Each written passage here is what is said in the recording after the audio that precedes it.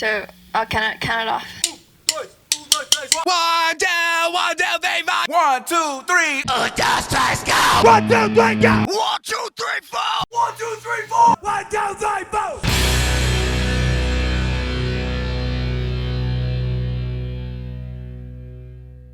Howdy, folks. Welcome back to the rehearsal room. Nick here. Aaron's here.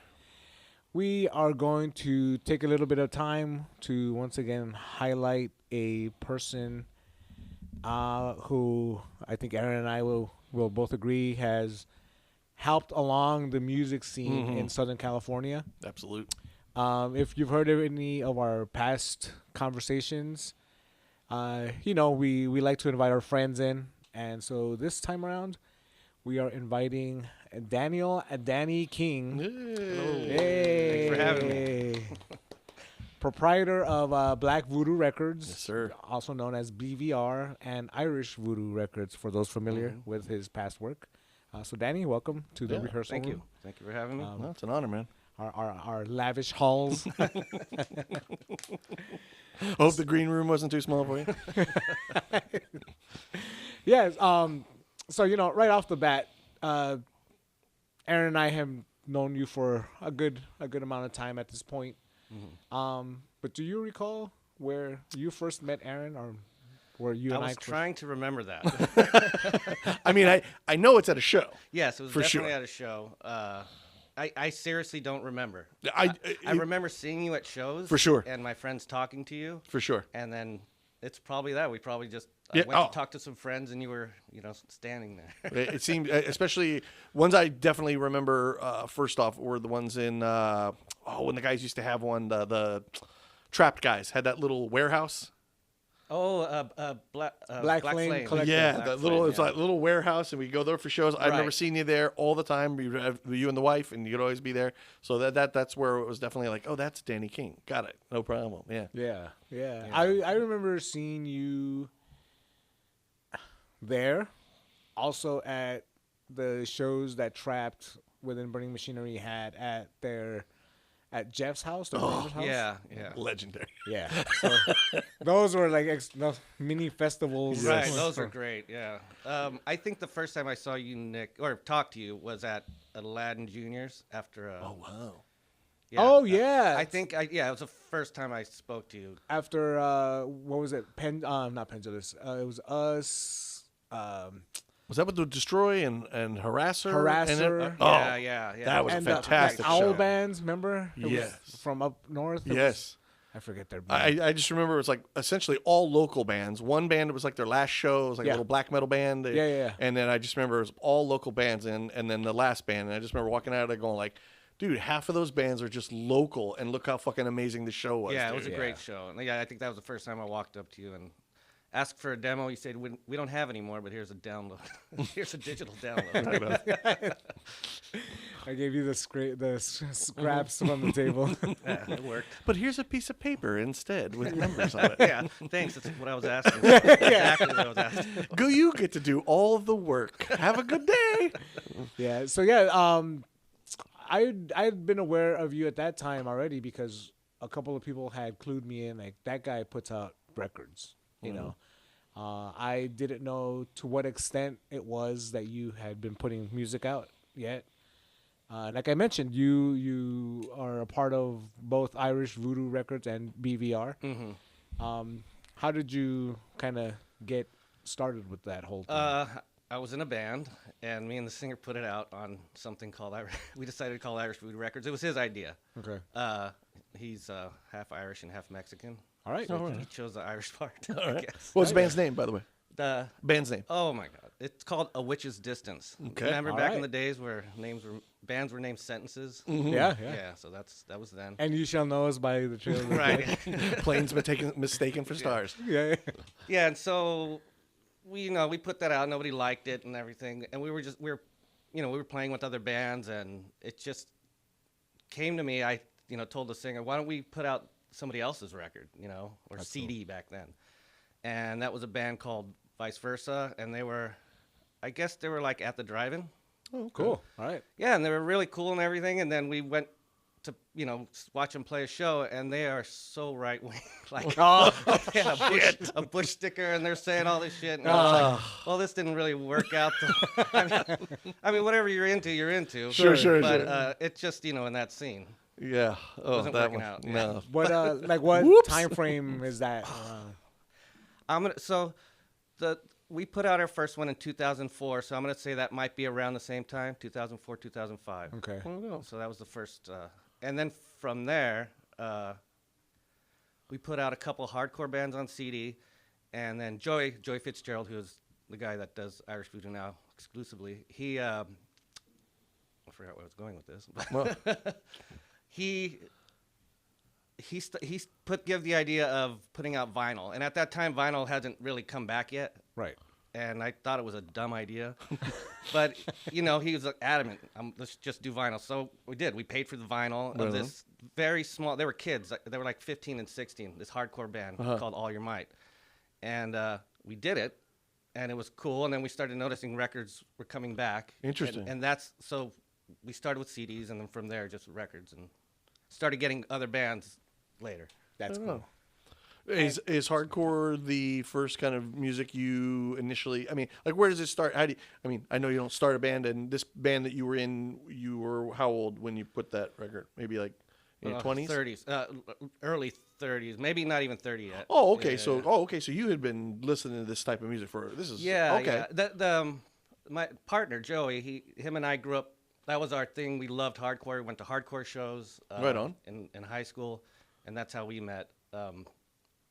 Oh yeah, that's okay. No, that's just how it all kind of starts in that way. Like, yeah. Where do you even get the I guess at that point you knew enough people, because this is like that's what it's like a lot of times it's how do you even know how to put out a record? Well, Let it alone was hard. everybody wants to put out a record. Yeah, like we didn't choose. Like we didn't say let's put out some kids hardcore record. Right. But we noticed we're talking to people that more established bands, and they weren't interested in us at all because we had done nothing other than these CDs. Sure. And we started getting better bands, and that's at some point. We started at wanting to be like the labels we loved. Revelation. And Hell yeah. At the time, Victory was cool. Yep. Not at that time, but when we were younger. Sure. And we wanted to keep everything. We put out hardcore records. That's what we do. We don't. We may like other stuff. We may like metal or whatever, but we don't put out metal. Okay. And that's how Black Voodoo came about, actually, because I was getting more into. Mostly grindcore started it, and then, started seeing these doom bands. And What was the first band, if you can recall, that you put out on like Black Voodoo? so they were kind of a not metalcore. They were a hardcore album that had a lot of metal riffs. Okay. And they were called Life Exposed, and that was actually Joey's idea to put that. I already had a plan to put out this band Slave, which had a member of Bad Blood in it. Oh yeah, I remember that, man. But since he did that to get it kicked off, he put out Life Exposed. Yeah. And then we did the Rape Whistle CD, which I think is technically the first Black Voodoo. Okay. Yeah. All right. Yeah. And Black Voodoo is to differentiate between what you were doing with the hardcore, and then once you wanted to do stuff outside of that, start a new label and put it out with Right, that. because for the same reason, I didn't want to put hardcore out on on a label that wasn't hard. I mean, it was a good idea at the time, I think. No, I've always liked that. I like a label, Right. and trust a label. Yeah. Yeah, yeah. Like that. There is some, curating in that way where you just go like, when I'm looking for hardcore, I know where I'm going to head to first. Right. You know, Right, yeah. If I'm looking for death metal, Hell's Headbangers or Dark Descent, that's where I'm going to. That sort of thing. Yeah. Plus, I also like that it's the same people involved in in the background, and just going off of your tastes. If you like the more hardcore stuff, you can go to this collection of releases. Metal, you can go to this side. Right. So that's cool. That is cool. Absolutely. Rape Whistle, I want to just mention, Rape Whistle has memorably Scott Warren, who is still an active musician, but also Kevin McDade, who people might know from the band Behold the Monolith. He was their ex-bassist, unfortunately passed away. Yeah. We all love Kevin, Yes. but he was a big part of that band as well, and I happen to love that album. And I just heard it because of Scott. Recently. Oh, really? And, yeah, Scott. I loved it when I saw them. I mean, Yeah, they Wild. were good. They were fun. So you said you were already kind of early 30s, late 20s, maybe when you started putting out the records. Yeah, I think I've told you before. I'm uncomfortable playing live. Yes. I've never liked it, and then I guess at that point I'm like I'm done. I don't want to play in bands anymore in front of people. Okay. And so the label was kind of a cool part, a way to be part of it still. Right on. You know. Yeah. And When you were younger, than like before even thinking about a label or putting out an album, a record, were you listening to music for a long time previously to this? Oh, I mean, since I was a kid, my whole family, plays music. You know, Okay. my grandfather from Mexico, played up until I think a few weeks before he passed away. He played in a wow. band. Oh, wow. Big band. He played drums, keyboard. Towards the end, just keyboard. Okay. Didn't Yeah. work the drums around anymore. Right on. Yeah. And then my dad was way into metal when it came out. Like he just loved Judas Priest and everything. So, Okay. I grew up worshiping anything my dad loved and hating anything he hated. Yeah. You know? Yeah. Right on. I know the feel. Now, how do you make the switch from, because there was a time where it was metal or punk. Sometimes you could be into both, but for the most part, you separated. Where was there a separation when your dad, were you introduced to punk through him? No. Or Well, outside of it? Kind of. He had Dead Kennedys records, but it was just Okay. school, and our generation, the crossover scene. Like, Sure. That, to me, changed everything, where you didn't have to just listen to metal or Right. punk. And I was a teenager at the time, so it's like I didn't see it happening. it was there. I gotcha. Yeah. So, and I guess that's when I started getting into hardcore and. Was there any particular band or album that you can remember that really was kind of that one where you went, oh wow. Yeah, the Youth of Today, the Hell yeah. Right on. see, this is the part. No, where I that's all remember right. things. Yeah. It's like I think it's their second album that was out. We had a friend that played in a hardcore band called End to End, which a label called Foundation Records put out. Yep, I And the remember only Foundation. other record they put out was Chain of Strength. Yeah. Yeah. I remember They were this. known as Yes. the other band on Foundation Records. But through him, I was going to these cool shows and seeing all these cool bands, hardcore bands, and it just, even to this day, I think that's how much I love metal. I love it. Yeah. But I think like hardcore when it's done well is probably my favorite. Right on. So that being said, what hardcore bands do you think like stand out for you? Oh, well, Converge obviously, All right. Yeah. Botch, Botch is great. and then back in the day I loved Burn and Youth of Today. Yeah, just So all the you good ones. like into like the crew type of music? Sometimes, Yeah. but not really that much. It's I think I really liked it when Earth Crisis started coming around, when metal started hitting hardcore. Not metalcore, but I know. No. Yeah. they started having these cool metal riffs, and it Yeah. was still hardcore. You know what band did it perfectly for me? Which was Integrity. Oh yes, perfect example. I think they were first actually. Yeah. I've always loved them. I've always loved that they were like on the darker side of music. Yes. And then kind of being the foundation for what people call like the holy terror, hardcore type of stuff. I love all that. I love when bands get spooky and make Yes. it heavier. I love all that. But that's cool. That's cool. Because like Youth of Today was a band back in my younger days that I was super into. So now, while you're listening to hardcore before the record label, you're playing shows, right? You Yeah. said, and then you got tired of playing the shows. What made like? I guess what aside from just wanting to put out the record, what is there like another drive or another instinct that you kind of tapped into, where you were like, I think I'm gonna switch over to this now. This is gonna be the hat that I wear as far as like releasing music and stuff. It was literally meeting people and making friends, and then also finding bands that I loved, like local bands that I loved. Yeah. And I wanted their record that didn't exist. Right.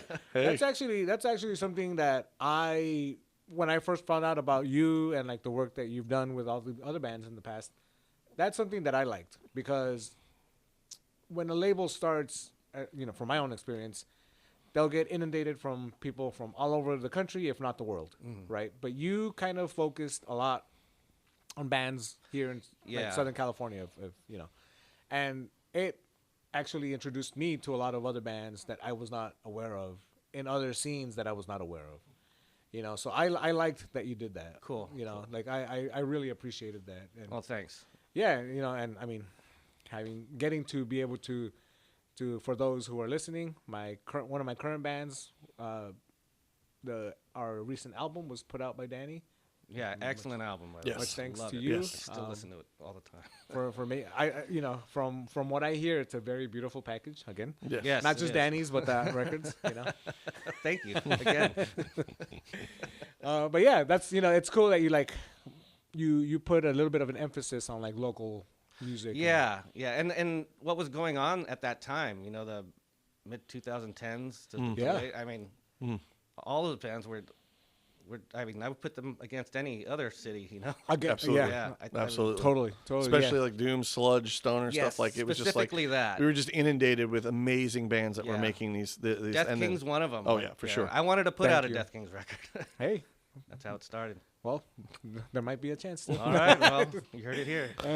Well, going backwards just a little bit. So now, again, most of the people in your family play instruments. Is that just part of living in the household? Like, if you just Yeah. So just natural for you to pick up is guitar the first thing? Yeah, guitar. Okay. And but it was also like there's records like from my uncles and my mom and my dad. Right on. You know, so like there was a bunch of garbage that I hated, but in there was like the Animals and the Kinks, which the Kinks are one of my favorite bands. Right on. Nice. Right on. Yeah, just my grandparents' house. There was so much music in it. That's you know. awesome. My grandfather, like, he'd jam in his garage all the time. Wow. Okay. Yeah, it was cool.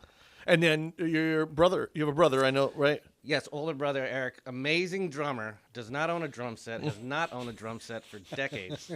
You can get him to jam once, and then he won't come back. I don't know if that's my fault. Any other brothers, sisters? Or- I have a half brother. Okay. Not a musician. I have no other musicians. no, that's ultimately, yeah, that's what I was kind of going to. Yeah, Any but other? him, my full brother. We Okay. grew up together. Okay. In that, you know, in Pico Rivera, that house. Oh yeah. Oh, right on. Close by. Yeah. Yeah. Yeah, yeah. The And then grandmother we lived moved there. to the suburbs in Diamond Bar. Oh, nice. Dynamite. Hey, moving on up. Did you go to like a lot of shows out in like Orange County, like Chain Yes. Reaction and stuff like that? Almost specifically in Orange County, which is weird because Diamond Bar is L.A. County. Yeah. Yeah. But yeah, Orange County hardcore was, you know, and that band and Inside Out with Zach. Inside Out with Zach. Yeah. I got to see them. Yeah, that was. It was a sight. I always tell people, like, you know, I've seen so many great hardcore bands with great frontmen, but you could just tell he had like something way different. Like, Yeah. it seemed like he was playing to like an arena. you Oh, know? wow. Yeah. I mean, I'm actually surprised because We probably went to a lot of shows together. that's like something I tell a lot of people too, because at one point you could not keep me in my house, you know, and I went on such a run of shows that had I kept any of my ticket stubs, like I could frame all of them, you know. So yeah, I remember going to hardcore shows in Orange County for a couple of reasons. One, to you know, personally get in fights with people, or to listen to the bands, right? Right. But yeah, Orange County was kicking with hardcore bands. Yeah, yeah. Like the Offspring. Like, what? Always hated that. But yeah, so like, would you ever consider maybe making music, maybe not to play live, but making music and then putting it out? Yeah, I totally would. I would love that, and that's the hardest part, is to find a group of musicians that will take time, make music, Yeah. and not want to play live. It's like impossible. I'm the only one. Like, I vote no shows ever. So what you're saying is one man bedroom black metal. That's Right. that's Yeah. what Danny will be doing. I just like other, you know, our friend Barry. Like Yeah. I said, I was saying earlier, he makes amazing riffs. So I would, you know, love to jam with someone that makes riffs like that. But Sure. eventually, you're gonna want to play shows. You know, I think a lot of folks, honestly, older musicians, you know, much like we all here, including Aaron, because he is also a musician. He has an album that he put out. I think I heard it. Yeah. pretty good, You know, I I think at one point we come to a point where we're like, you know, I want to kind of keep it chill on the playing shows and just make music. You know, I think that's a very plausible thing to happen. You know, where you record music on your either on your own or with a bunch of pals. Yeah. You know, so that would be awesome. Actually, I would like to. Danny If and you the want to do Kings. something. Danny and the Who Gives a Shit. Danny King and the Doesn't Matter. Do you know like First what kind- album, you'll never hear us live. I heard they don't suck live. Right. Do you ever like consider what type of music it might be? No, but I can tell you when I pick up a guitar and it's like heavily distorted and loud, it always goes to hardcore. Okay, Always. That's cool. That's Interesting. cool. All right. I do love playing metal too. I love it. I know you're a very passionate, diehard Megadeth fan. Oh yeah, I'm a Mustaine enthusiast. See, people. Not everybody's perfect. Everybody. Not everybody's perfect. First 4 albums only, but the rest are comical, so I guess I like those too. The newest song is hilarious, by the way. I read headlines. I don't. Yeah. I don't. It's embarrassing, the lyrics. I'm gonna be honest. During the year that wasn't the lockdown for COVID, I went back and I listened to Megadeth's catalog, primarily because of you. You know, Sorry, and I was like, no. I was just like, if this Gotta have dude somebody to blame, Danny. This dude likes something about this band. Sure. Yeah, and I've been there. Aaron and I famously get in trouble for not liking bands that other That's the people fun like. stuff. Yeah. Yeah, so like when somebody mentions like Iron Maiden or whatever the hell, like we hear buzzing in our ears, right? But Megadeth was one of yours, and I remember that was the kind of like a running joke within a couple of us. Yes. Right? So I decided to go back and listen to them, and I was like, all right, this song, which I think is called Holy War. Oh yeah. It's a cool fucking riff. Oh fuck yeah. Cool fucking riff, right? And I've even caught myself trying to rip it off, but I'm like, nah, people Yeah. are gonna know. But yeah, that's cool. Is there any other band that you are like, kind of like? I know that you're not super diehard Megadeth, but like any other band that would stick out as? Oh yeah, I said the Kinks. I love the Kinks. Yeah. And then Devo, same thing. First 4 albums. Wow, Devo's okay. first, and I love them. I love those first four albums so much.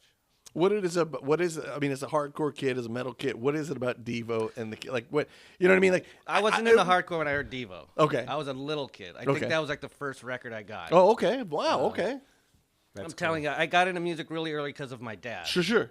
And since then I've always, I love bands. I just love bands. I And hear it you. was a childish thing before, and it never went away. Yeah, no. And I meet, guys like you, and you're the same way. Yeah. Absolutely.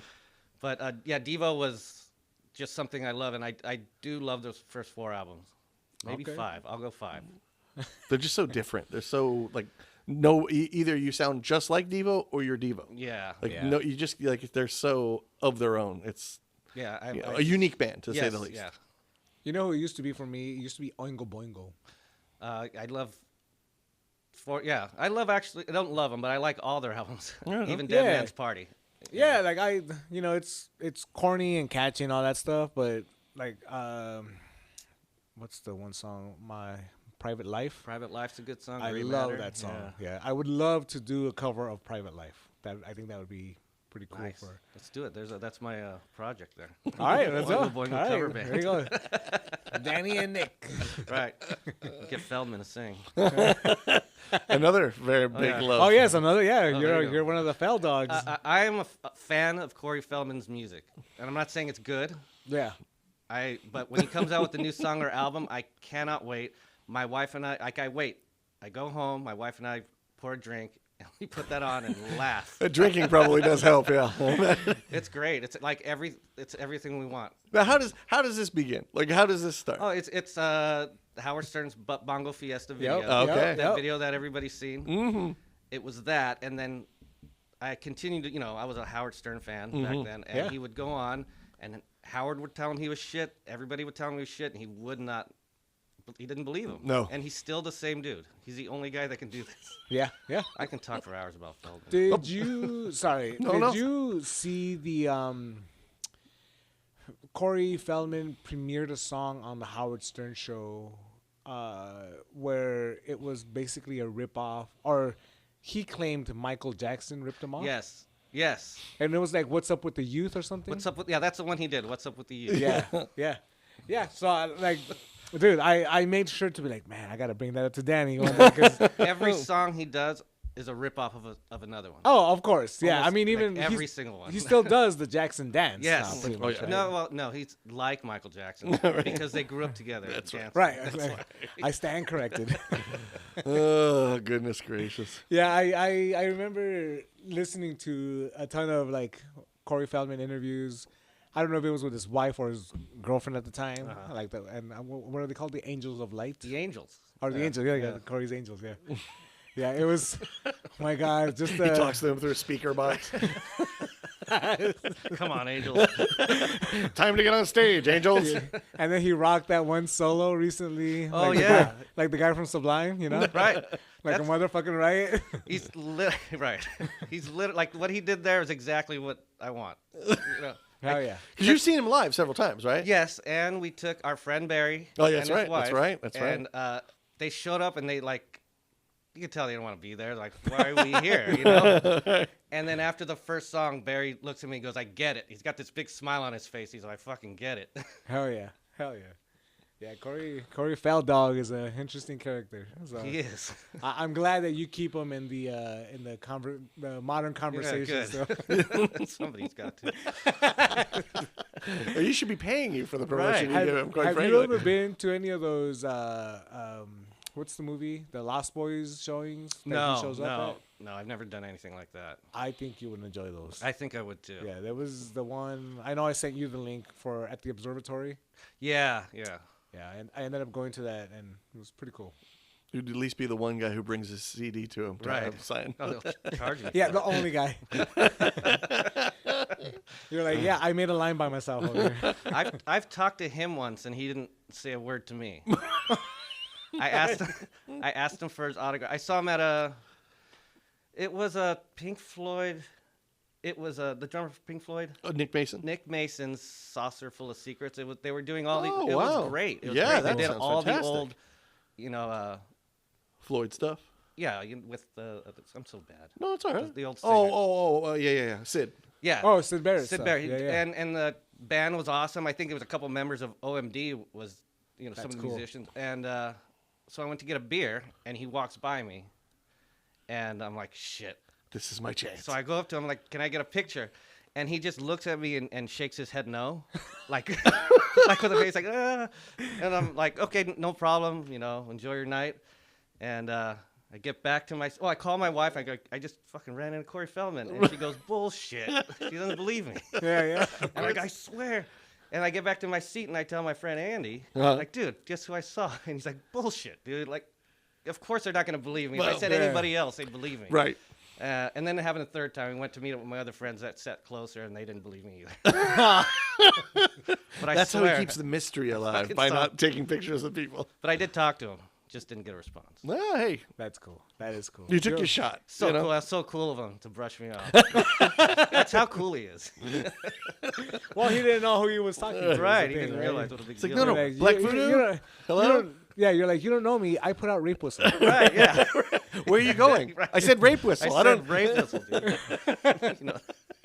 So you mentioned your wife, Jessica, Yes. and you had mentioned earlier that she's a big part of what you do with BVR. Yeah. So when I got divorced from my first wife, the label actually became my I don't know, girlfriend or whatever. Your I just partner? put- yeah, I put all my focus on it, Yeah. and that was actually Hey, better than alcohol. I mean, right. That was part of it. Okay. No, I didn't. Sorry, I just Right, turned this yeah. into a meeting. And then, I it was great. Then that's when I trapped with the burning machinery. All this stuff was happening. Yeah. Right on. And then I met her, and I'm not saying it tapered off, but my interests were, with her, and she Split. was so helpful keeping it going. Right Yeah. on. Mailing stuff out, Right. or she's the one that tells me I get an order. She's the one that mails it out. She does Right all on. that stuff. Oh, right yeah. on. Cool. Really, I mean, that's cool that she shares in your passion, whether it's hers or not. Just she sees how Yes. much you care about She it. doesn't give a shit that we lose money. which is the best part. Hell yeah. Now, I mean, I've seen her at shows. I mean, are these things she is also a fan of a lot of these things? Yes. I know she's a big like Deftones fan, stuff like that. But I mean, are these? Yeah, when I met her, like she was showing me bands she liked, and like one was Sepultura and Oh, right on. and Nail Bomb. Oh. and, Oh, and yeah. Soulfly, and she had no clue that it was Max and all Max. of them. Like she didn't know who the fuck Max was. Okay. But she liked this Hey, stuff, and that's a good start. Yeah, that's. but I cool. was like, it's not like she was in the Five Finger. Well, she may have been in Five Finger Death Punch, but like she was in She the just good knew stuff, better yeah, than to say it. and she just knew these bands, and Right on. so I started taking her to shows. Right on. And I looked like I was like the most popular dude ever because she's like, everybody's like, hey, what's up, Danny, whatever. And then you go to a couple more shows and she's like, these are the same dudes. It's the same group of people. Well, Yeah. It still counts. and Right, Danny, yeah. and They you know are me. popular, dude. People like Danny, and people want to say hi to him. Yes. Yeah, that's cool. That's cool that like if people like to support Danny, that you're supporting something that's honestly it's like a little bit of a family thing at this Yeah, point. Yeah, you know? definitely. So not only does Danny have something to do with the music that you might be purchasing, but his wife Jessica, who we all know, a very supportive person. Yeah. We've all met her. We all enjoy amazing. being She's around right, her. That's cool that she's involved to the degree she is. And a Yeah. hell of a cook, also, by the way. Yeah, she's great. Yeah, that's cool. Is there any? She ever bring you bands? She ever kind of turn you on to something that maybe you thought of? No. Okay. No, wait. Nobody likes better bands than me. I tell you what's good. He's the man of the house. Damn it. No, but she's cool. Like, it's not like everything I like she likes. Right. Right. Yeah. No. She says Understandable. that shit, or she likes stuff, and I'm not that into it. Right and on. It's like a real relationship. That's cool. So now, what's the I don't want to say necessarily the status of BVR. Like, what do you have any like plans, any future plans as far as like releases or? I don't have any right now, but I was talking to Jess. I forget a little while ago Yeah. about that. This I want to put out records next year for sure. Yeah. Right on. Because I still count Sumerian as this year, right? We did it this yeah, year. in Yeah, January. that was this year. Yeah. But I want to get back into it. And COVID really messed everything up Sure. for a lot of us. Yes. And the label it went from people asking me constantly, like good bands asked me to put out their records or Not just the Sumerian. Not Yeah, good. yeah. Not Well, they were- good bands, unlike the Sumerian. you were like you're like the out of people I knew that was still in the making music, Sure. the Yeah. type of music that I wanted to release. But yeah, it's just COVID. After that, I didn't know anybody at shows. yeah. A bunch of kids that like death metal now, which death Yeah. metal's rad, but Not is death metal just kind of a thing you? I mean, if you heard something that you really did like, would it be something you'd be interested in putting yes, out? yeah. I'm Okay. not against death metal at all. Okay. Yeah, but it's definitely not like one of my main things I listen to. I like Napalm Death and stuff. Sure. All the classics. Yeah. I guess that's where I'm kind of coming. Is like, is there a curating to the label? Is there? I mean, obviously, as you said, Black Voodoo was a way for you to put out metal that you enjoyed and keep Yeah. it away from the hardcore. Now that you've kind of split with those, and he runs that, would you ever consider putting a hardcore band out on Black Voodoo? Yeah, they would have to have a certain sound for Okay, sure. okay. So you still want to keep it. So again, the curating part of it, like, is Yeah. that so you have? I don't want to use the word criteria necessarily, but is there there's a criteria to what you want to specifically put out on Yeah, Black and Voodoo? I can't even tell you what You just know it when you hear you it. hear it. Yeah, Right? yeah. No It's like, problem. this That's sounds more like a Black Voodoo thing. or right on. That's Irish cool. Voodoo. Yeah, no, I love that. It's something we were talking about when we had Kevin. It's just that idea of like these singular owned kind of labels. It's neat that you can do that, where it's like you don't have to meet a quota of I got to put out 3 albums this year. Yeah. It's like when I find something I really love and I'm passionate about it, I want to try to do what I can to put it out. That's really cool. Yeah, I'd like to get back into that too. I just need to keep going to shows. And we did put out an album with Kevin too. Mm-hmm. Forget that. Sutrapma. Oh yeah, One of that my was the favorite recent releases one, right? that musically that we put out. I still listen to that. It's I fantastic. throw it on Halloween. Like Is- that's what the kids listen to. When Yeah, yeah. They just actually put out a new album. a new as album, well. yeah, I yeah. think it's called Adrift. I want to say. I forget the name. Yeah, but it's That band was really good. Yeah, yeah. It's a whole new band also. Yeah, except for Adi. everybody. Oh, actually. really? I did Yeah, not. yeah. Oh, wow. Yeah. Okay. Yeah, it's just I had Adi. I lost think track is of the main guy. Well, your Trapped release was amazing. Yes. That was. Your Trapped release is one of the most beautiful albums I've ever seen. I agree. I That thing was remember. great. I remember you brought it to a show. You had some early ones, and it was just like everyone gathering around the table, like, "What the hell? Yeah. like Yeah. this is some professional. Like, goddamn, who put this out?" I would kind love of to thing. do that again, to put something out that big, but obviously it costs a lot more now. Yeah, yeah, well, yeah. Yeah, and I did co-release it with Midnight. Right, Right. right. That's Yeah. right. That's right. Yeah, Midnight being Midnight Collective, Yes. which was a group still active, but for a while they were putting out records and putting on a lot of shows in Yeah. Southern California and a couple other states as well. Yeah. So that if that name pops up or rings any bells for people out there. A couple of big festival, even right, once a year. With Yeah, the, Yeah, Midnight yeah, the really good Midnight Collective. Communion There shows. it is. Yeah, Midnight Midnight Communion. Fantastic. Yeah. Yeah.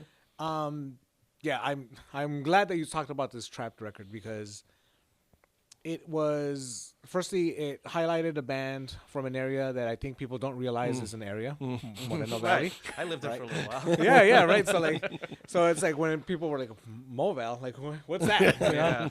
Yeah. But then the music was just I've always considered Trapped, you know, the short version of the name, to be one of the most perfect sounding bands live. Yeah. Yeah. No, they're For being the guys that they are, and this is nothing against them. No, you no, know? no, But they were at least yeah.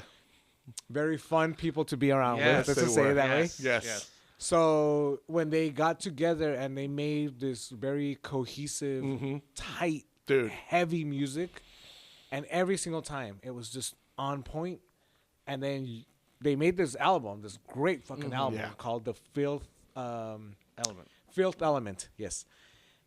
And it's just there's a running story in that album. Right. It's just beautiful. Yes. You know, And you're You're on it as You're on well, it, right? yeah. You're on One it. of my favorite parts. Yes. I unfortunately happen to be. Ah, I put my hands Fantastic together guest on that vocal. one. It's great. That I part even is got to great. see you perform live. It's with a them. highlight. Yes, It's a it highlight is. of the album. I think so. Yeah. I'll tell definitely- you this much. When they asked me and they gave me the subject matter, I said, okay, but you're fucking up because this is one of my favorite movies. Oh yeah, no. And I'm gonna nerd out. They So what I picked the right did, guy. yeah, so they gave me the name of the song that I was gonna be on, and I went and I found phrases in the language that Lilu speaks in the movie, Nice. and then I used them for the lyrics. Very cool. So, As I said, I knew they See, picked the that's right right. guy. They picked the right They guy. picked the absolute right guy. They picked the sixth element. Right. I mean, come on, man. I put the filth in the filth Right. element. And what I mean, like what for someone like myself who has no idea, like what goes into something like that? Like what is the how did that go? You know, you don't have to like I don't if it was Yeah. tough or anything. I'm not interested necessarily in the personalities that were involved. Just more like what's Danny doing? What's his day to Like, what's day your on process? that record? Yeah. Well, money. Well, okay. Well, they had like a vision, and Okay. Ryan from Midnight Collective. I don't know whose idea it was to do this, but he had told me I have this artist. We're going to do a booklet, and double album, and so it was all there. They had a vision, Okay. and I just paid for it. Are there other records you've been more involved in when it comes out, or are you somebody that just lets the artist kind of So do their thing? earlier and- on, I used to, not change much, but well, add to input. the I mean, things- you say you're putting money, you deserve input. And then I don't think it's a good idea. I always think it's better for the band's vision. I'll give suggestions, but I think it's always better for the band to get exactly what they want. Right on. Yeah. Exactly. Right on. Yeah, I mean, to that point, I will say, from this Sumerian album that we put out, it was Danny that suggested the colored vinyl. Oh yeah, I'll always suggest that. Yeah, Okay. like, I am 100% aboard colored vinyl. Like I know people always like, oh, it doesn't sound as good, whatever. Like, shut up. Like, Well, what is that for? I mean, I know from Nick, but from your side, why colored vinyl? Why do you find that? People don't buy black vinyl. I mean, I used to do two colored, black, and then I would do a short run Okay. of the color, and people just buy all the color. Yeah. Okay. Hey, no, from a business, that makes sense. Yeah, and as a fan of buying records, I love when you get something cool like that. And the other Same. thing is always have something in it. I hate getting records and there's nothing in it. Dude, Just the record. you are speaking my fucking language. Thank you. Thank you. Like, give me a booklet, give me a lyric sheet, Yeah, a right. picture, some a artwork, poster. something. Yeah. Well, I love that because that's again part of the reason I usually buy black vinyls because it's just a little bit cheaper. Yeah. So yeah. if I can get more bang for my buck, I'm all for it. Absolutely. That's why I make them all color and they're all expensive and tough shit. No, I mean, again, I love that. That's just something that if nothing else, it's kind of the stamp of Black Voodoo. You know that you're going to get colored vinyl all the time. Yeah. I just those kind of things to make your thing stand out from others can always be very cool. Anything else that's ever come to mind where you're with a band where they suggest a thing where you're just like nah, or is it? No, my partner Joey, one that does Irish, he's like that. Okay. He's like, oh fuck no, dude. I don't know if he's like that anymore, but back in the day, he was like, no, that cover art sucks. Okay. And then the band's like, fuck you, we're gonna put it out with someone else. Ah. That Well, happened. I mean, again, if you're putting up the money, I guess it is your decision. Yeah, to but make, I think like those things that happened back then, that made me say, okay, I'm just gonna whatever the band wants, Okay. Unless it's not gonna work out, if it can't work out, then Yeah. I'll tell them. But it pretty much just whatever they want. I wanted to transform into a Right. car. And... That's cool. So for you, when it comes to picking these bands or curating, as we keep using, it's simply about what they sound like. And so when the artwork comes or their concept of what they want to do with the album, that just makes it easier for you to go, whatever. I love how you sound. I love. Yeah. Is that kind of? Yes. Okay. Yeah. Right on. No, I love that. If the band has like a concept for the album, does that make it a little bit more exciting for you to Always. be a part of? Yeah, like the Sumerian album. I loved it. I loved everything. The artwork, the concept, the lyrics, Yeah. everything went together. I honestly like that was, and I don't want this to be a total Sumerian commercial, Hey. but I will say that was for me shooting ideas back and forth with you, especially about like the color of the vinyl, like what's gonna go on this and whatever.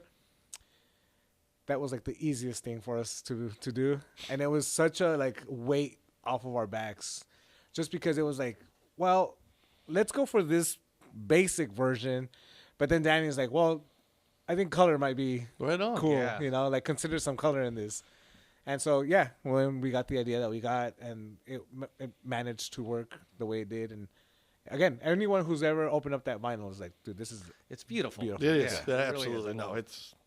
Do you find it? Have you? I mean, it sounds like for the most part, bands you've worked with are, I don't want to say established, but they kind of know what they want. Yeah. Have you ever attempted with a band that kind of went, I don't know, and you have ideas that you can kind of throw at them, or Like the early Irish Voodoo days. Okay. But later on, these bands were, there's usually in every band there's one person that does everything. sure, Yeah. yeah. And they always have some kind of vision. Are there so with the Irish Voodoo stuff, like what are some of the things like let's just say I'm 18 years old, it's my first band, I have no clue of what goes into a record. What are things if I was to I'm a fan of Irish Voodoo, I see all the stuff you do, or Black Voodoo, what are things you would suggest to like a new band who's not really sure what to do? I mean, obviously colored vinyl, that's something, Yeah. but like are there particulars that you like to see come out of your label, or just things that you would suggest to a new band that may not have some ideas? I don't think so. Okay. I mean, I like I said, I always wanted to look great as a fan of buying records. Mm-hmm. I always wanted to be something. When someone buys it, they're like, "This is fucking awesome." Absolutely. Like, the music's okay, but check out what's I got great music and a package, piece of yeah. art. Right. It's always Gateful. yeah. No, I always want the music. It's music it's the first. best record to look at.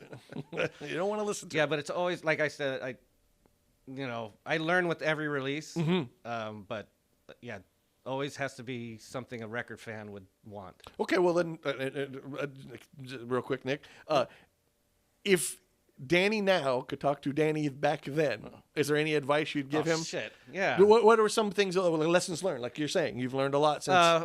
Print out the cover and fold it up like the record so that when you pull the record out, it's facing the right way. Okay. The Blood Moon record, I was pretty upset with that Ah. because if you hold up the record where it says Blood Moon, the record will fall to the ground. I'm not going to take full responsibility for that, but it happened. Not the band's fault either. Okay. And then, yeah, just stuff like that. No, it's all right. yeah. Just like I said, you mentioned lessons learned. And I imagine you've been doing this long enough. There's got to be things Yeah, that there's a lot. you, Like- you like I said grab 30-year-old Danny and say, hey, don't do this in 2 years like you're about to. One of them is that decision of always putting out colored vinyl. Okay. That's Okay. cool. Yeah. That is cool. That is cool. That's not necessarily like a staple of what you're doing with BVR, but like that just that the option is there. Yeah, You if know- a band wanted black vinyl, no problem. Right. But I would love it to go with the artwork, Right. Yeah. That's Okay. cool. Yeah. Like one that I love that didn't sell that great, but I love it. It was the split with Trap Within Burning Machinery and Blood Moon. yeah. And it had, I love the songs on there. But it was black and white, and we got solid white vinyl. And I think it's one of my favorite looking records that I put out. Right on. All right. So colored vinyl also something you, in your own buying, you make sure to try to usually get? I the really don't care that much. I'm the same. But I do like it when it's, especially if something I'm putting out, I love Right the on. final product. Again, we'll bring up the Sumerian. Well, no, Yeah, when that came out, just taking the record out, putting it next to the cover, Sure. and it's just awesome. Yeah. the fact that you put that kind of care and love, that's also really cool. That I'm sure that makes bands feel much better. Yeah. also. Yeah. Know Yeah. that you care just as much as they do on what Right. this stuff looks like. Are there any releases that you've put out so far that you think are kind of like noteworthy as far as you're particularly proud of these? Yeah, well, it's obviously the last one, Sumerian, and then thank Trap Within Burning Machinery. Yeah. Sutratma, I wish the artwork and everything. I mean, it's fine. I wish we did a little more with that. Yeah. But that musically is one of my favorite releases. Right on. And I mean, I can go down the list. Yeah. I mean, if Please, you have more, absolutely. yeah. No, I mean, Blood Moon was a really fun one. I think that band was so good. I don't know if you ever had a chance to see that. I have the split with Trapped. Okay. They were a great band to see live, and it was awesome to work with them. And Yeah. Pete was cool. yes, Cool in that band. Yeah. yeah, very talented guy. Too. Oh, definitely. Yeah. He went on to make the. I always butcher the name, but it was like something Geist. Disgusted Geist. Yeah. That was another cool band he was a part of for a bit. Yeah, that was good. And then a few other records that I'm proud of that during COVID I was co-releasing with Sludge Lord Records. Right on. This guy Aaron. Yeah. And I put out bands Aerosol Jesus. Let's see what. Beth Mora and Wallowing, which that one sold really nice though. Right on. Yeah, excellent band. But that's what I was doing during COVID. So you've consistently busy.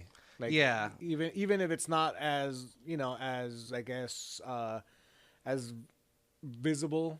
As Yeah. some of the other stuff. I like the music I was putting, like awesome bands, and they're from other countries, That's cool, from yeah. and which I loved, but I wasn't like talking with the bands. Okay. I was asleep when they were talking, and so that part I didn't enjoy. Like I like being part of it and knowing the people that I'm putting out. Yeah. That's another big thing. I liked, making friends with the people that I'm putting out their music. Right on. Yeah, yeah. Is that a factor also? Is that Totally, some- okay. 100%, yeah. And this whole thing where where I found out about Death Kings and all this started with Trapped Within Burning Machinery. Right on. Matt, he doesn't live here anymore. Photographer. Oh yes. Yeah. Can't believe I forget his name. No, I can't remember his Yeah. last name. Nielsen. Nielsen. Thank yes, you. Matt great Nielsen. guy, awesome dude. He introduced me to this guy that was putting on shows. Sinister Hulu I don't know if you remember that. He put on a few shows. Okay. But he's the one that told me about Trapped and said they're looking for someone to put out their record. So Right I on. put out their CD Yeah. because I was in the middle of something. And I have that's that. how I met them. And then from Trapped Within Burning Machinery, I just started meeting all these doom bands. Yeah. Because they played with the best. Yeah. No, those were amazing shows all the time. Yeah, Where it was just like, Iron Mountain. Iron Mountain, Yeah, which yeah, yeah. became Ancient Altar. Yeah, which I put out 2 records Yeah, from yeah. them. Right on. I was originally going to do Iron Mountain. oh, okay. Yeah, I was talking to Scott for a little bit. He hit me up, and we were talking about doing Iron Mountain. Okay. And then I guess something happened, and just the change over to the. yeah. Then hit me about Ancient Altar. Those That's are two cool. good albums too. Yeah, absolutely. Yes. So- Okay. No. Those are like the more noteworthy ones from the past releases. Are there any bands that you maybe would like to work with? Anybody you have an eye on? Right, like I said, right now I'm kind of out of it. I would, I just like to start going to shows again. Yeah. But it's it took a long time to get there. Not that I was like, I knew everybody, but Right. at some point, people knew me, and it was easier. Yeah. I didn't have to go look for anybody. I would see them play live, and Sure. then if I liked them, I would hit them up. Yeah. But now it's not like that so much anymore. I mean, Sumerian played with fucking Conan. I'm not going to hit up, hey, dude. I mean, that would be awesome. That'd be All I can say is no, my friend. I mean, come on now. I mean, that would Maybe a split with the Sumerian. that would be awesome. No, Conan, Crom, Sumerian, right there. There you go. That's- Split. That would be perfect. I mean, You know how many times I've gotten told about that exact lineup? Oh, it would be excellent. So I live pretty close to Phil, right? Phil, yes, Yeah. because he's like a couple streets down from where I'm at. Mm-hmm. If Crom, obviously Sumerian would open, and then Crom and I think Conan would be cool. That would be the best fucking Yeah. show ever. Everybody Like, dressed like a I was barbarian. gonna say, right? Grab I your have- loincloths and your believe steel, me, my I friend. have the outfit for this.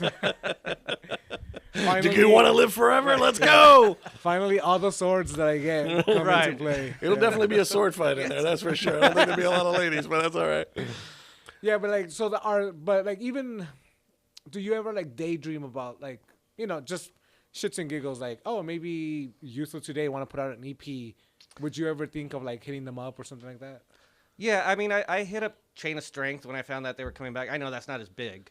No, I mean Chain of Strength is pretty Yeah, well known, it's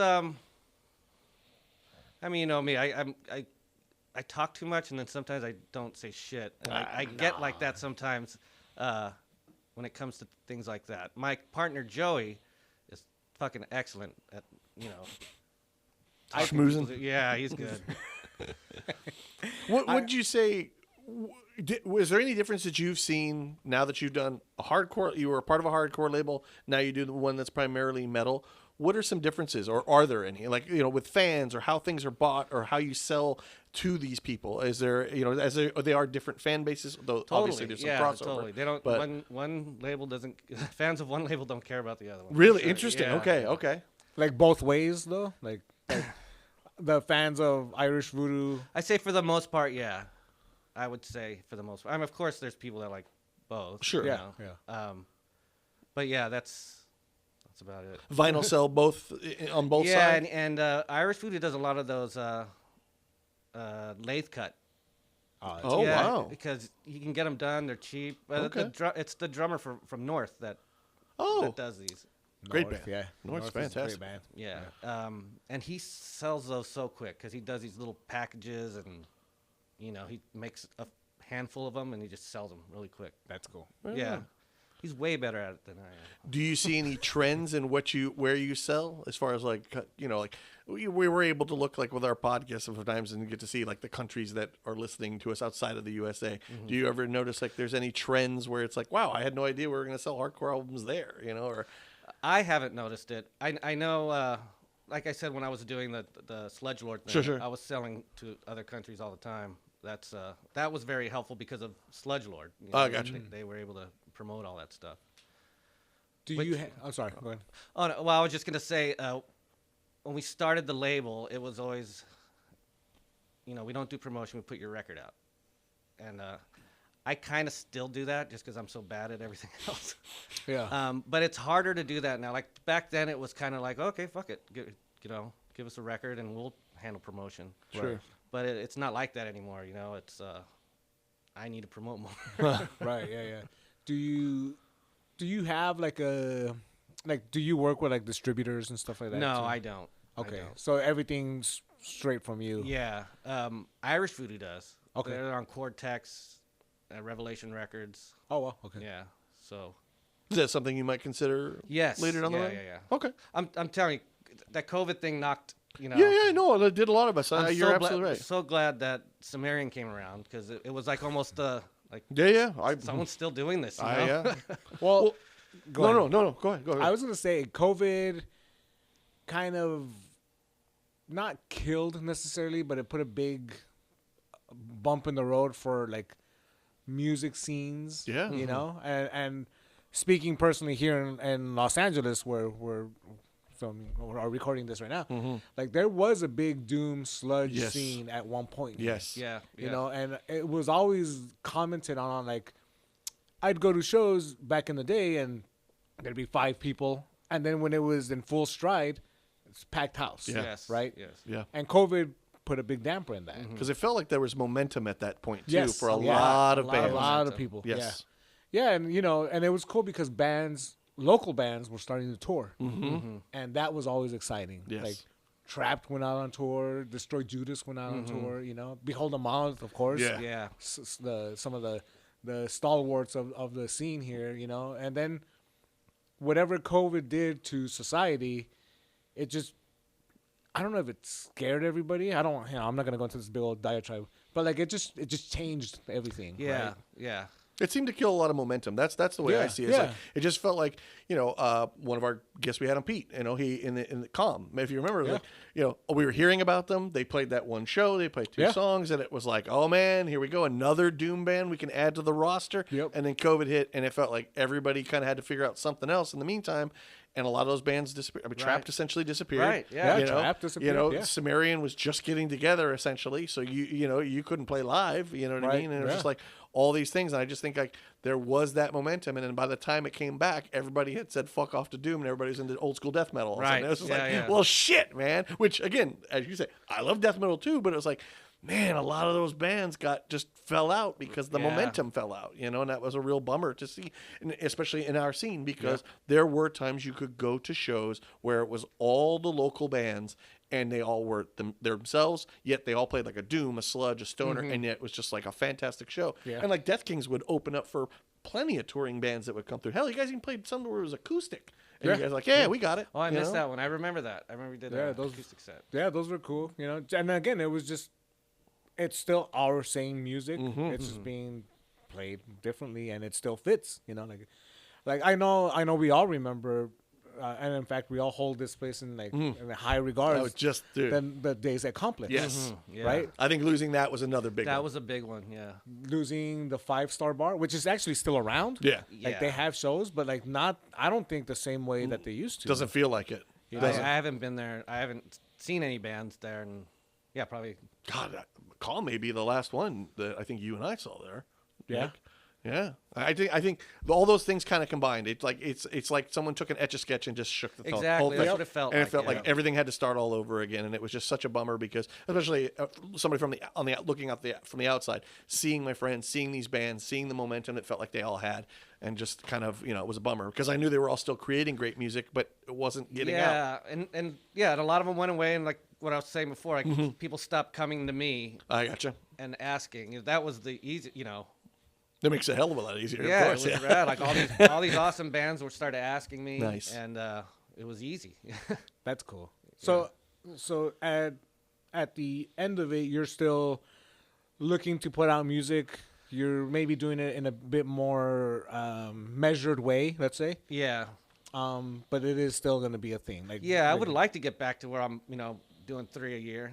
Okay, so that's where yes, you. yeah, I would okay. love to. I would love to. Do 3 you accept submissions, or like how do you come across music now? I know shows aren't necessarily like as much as you used to, but do you like catch music online or? Yeah, people will send me stuff, or friends will say, you know, this band's. I saw this band, and we played with this band, and.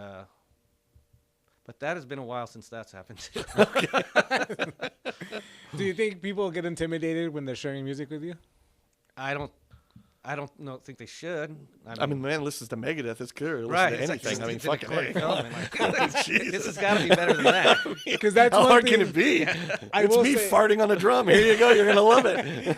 I will say, like, I sometimes, because I like, just having known you, I know you listen to hardcore and like punk and stuff like that.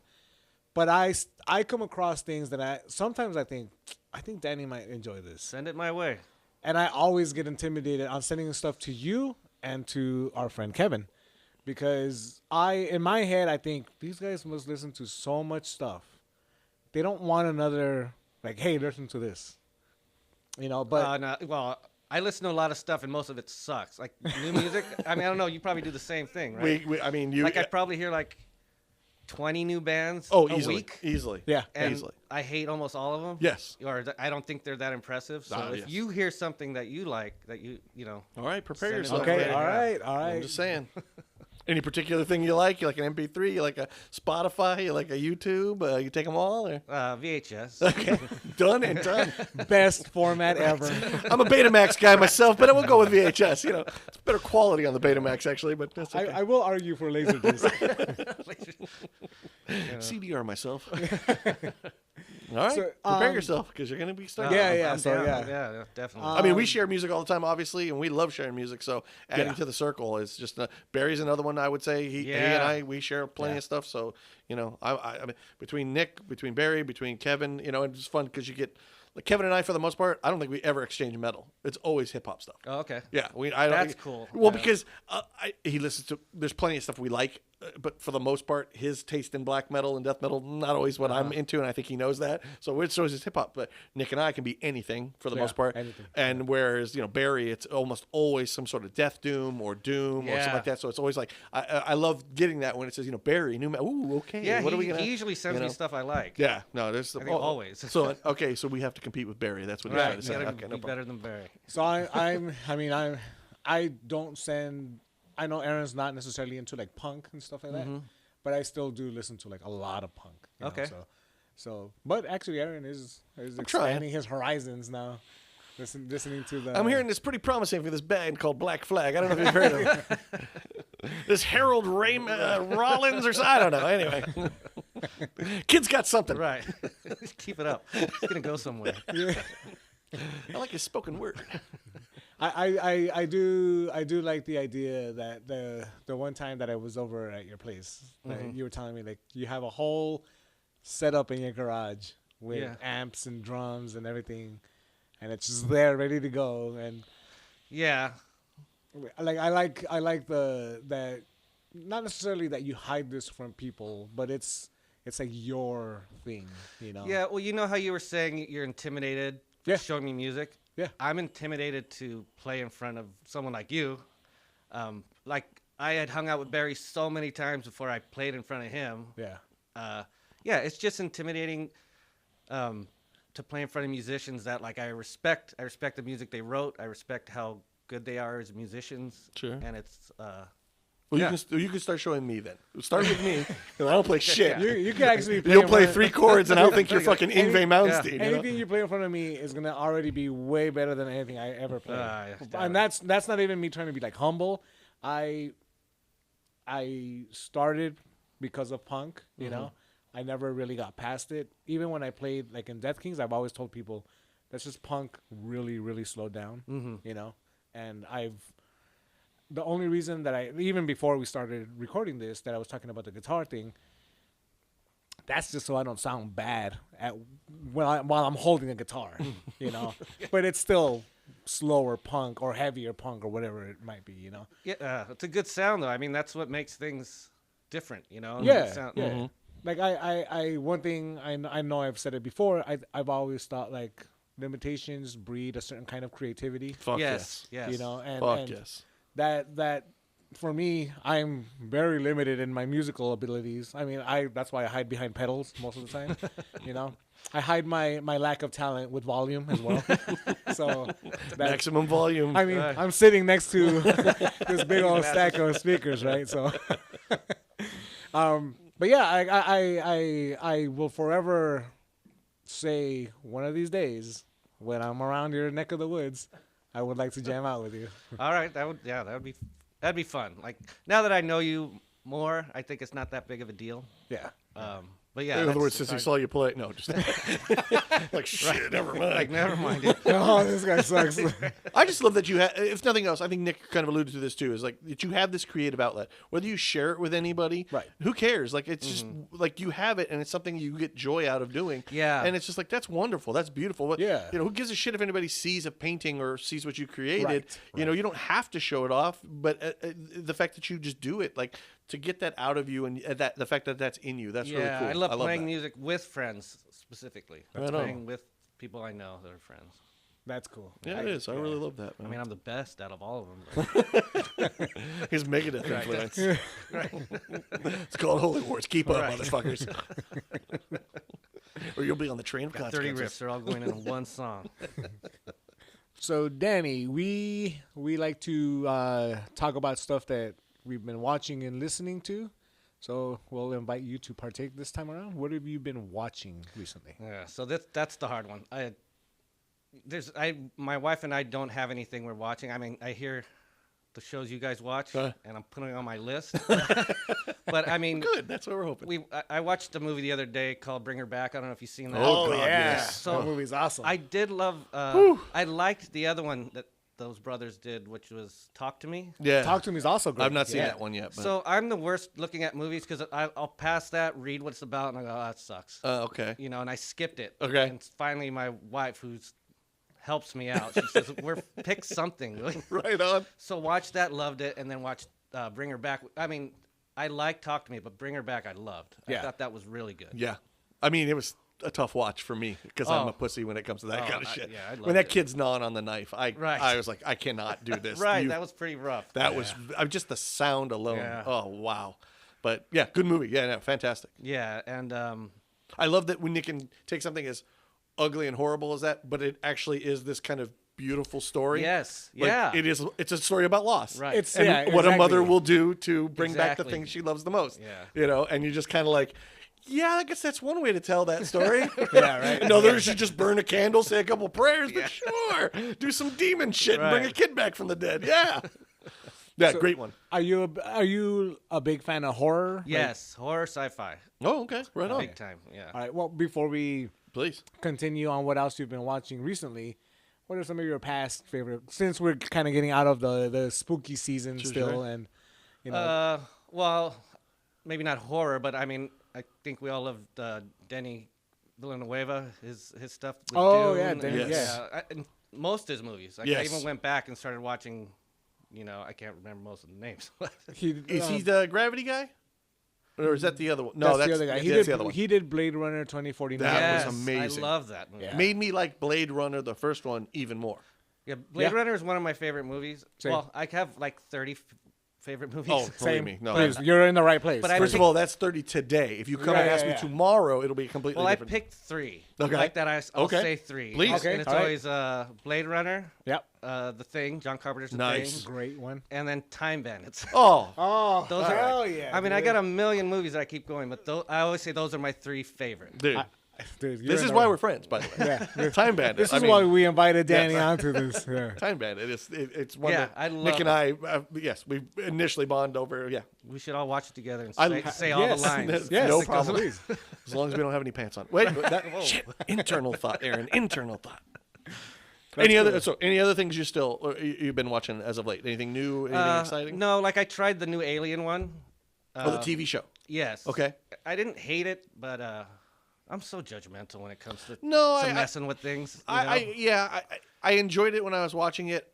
I heard it got a second season. I can't say I did a cartwheel. Mm-hmm. You know what I mean? There are parts of it that I absolutely love. I always want to see the aliens. Right, I always yeah, want to see the yeah, yeah. creatures. But it just felt a little like, and I know how much love went into it. I know that guy really loves Yeah, it. Ridley yeah. Scott is like, so it's like you felt like it was in some safe hands. But yeah, there's stuff where you just go, I don't know. There's some sacred text you just don't fuck with. Yeah, and also series. Like I'm turned off when I see something's a series. Okay. A mini series I'm not too, turned off by. Yeah. But like I like things that have an ending. Yeah, know. yeah, good point. Good point. Okay. I haven't watched Alien Earth yet. Oh, okay. There's moments in it I really did enjoy. It just, I'm with you. I saw a lot of more people being much more critical of it than I necessarily. I saw some of those. It wasn't that bad. No, I didn't think it was that bad at all. But at the same time, like, I get it. These are, like I said, Alien and Alien 2 especially are probably, like, those are pantheon. Yes, you cannot fuck these movies. Don't touch them. You know, as it went along, maybe I understand some of the criticisms, but as I say, when you touch a sacred franchise like that, whether it's, the Star Wars, that's why the Dune one, like, there was a lot of people like, I don't know. So when you saw the first one, you went, oh, okay, So yeah, Right. I hear you. I think Dune was, my opinion. Besides visually, I didn't think that Lynch Dune was very good. No. I know I didn't understand it when I watched it. That's my biggest thing. I've gone back and watched it now, and I will say there are things about it that I very much appreciate Yes. because of, and I think has a lot to do with Lynch more than anything else. Yeah. So I do appreciate there's things in it, but you are absolutely correct. I remember, because not reading the book or having any idea what this was, watching that movie the first time, I'm like, is there parts I'm missing? Yeah, if you never read the book, which I didn't like you when I saw it, there's no way you're going to understand what that's about. Like, why is this guy floating? I don't understand why he's floating. Right. Well, what's going on here? It looked cool. Yeah, it was very cool. Why is Bluto in here? Bluto's with Sting? What the fuck is going on? I forgot that he was blue. Oh, I got some trivia for all of us at the end, by the way. Right. Speaking of the Bluto thing, but go ahead. He was also in a movie called Pieces. And Red Sonja. And Red Soul, yeah. Oh, Red yeah. Sonja. Yeah. That's right. Wow. Yeah. I got around. With Dune, I always thought David Lynch just didn't really bother on making his own dialogue because a lot of what is said on screen is straight from the book. Okay. Yeah, and it's all train of thought. Train of stuff. thought. Yeah. So like when you don't have the narration over it, you lose where you're at. And there's moments even that where he's like, wait, who's talking? Yeah. Right now? Yeah. Why is that his voice and his mouth's not moving? I don't know what's going on. Yeah, they don't explain the voice. Yeah. And the decisions that Villanueva made, the child being in the stomach still, like those were like just helped out so much. Very telling much the so. story. Yeah. Yes, Yeah. yes. And they gave him 2 movies.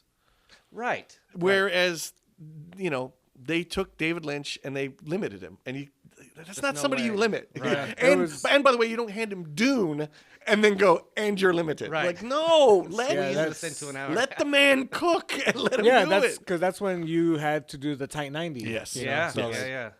But there are things I do, like I said, I've Me gone back too. and I do appreciate of it. Yeah, I But have a friend that'll just bash that thing. He hates it, and I'm like, this is a lot of good things. I've watched it quite a few times. right on. Did you ever see the Jodorowsky Dune documentary? Yes, Barry, our friend, Yeah. let me borrow the DVD. That's really interesting, and that looks like it would have been wild.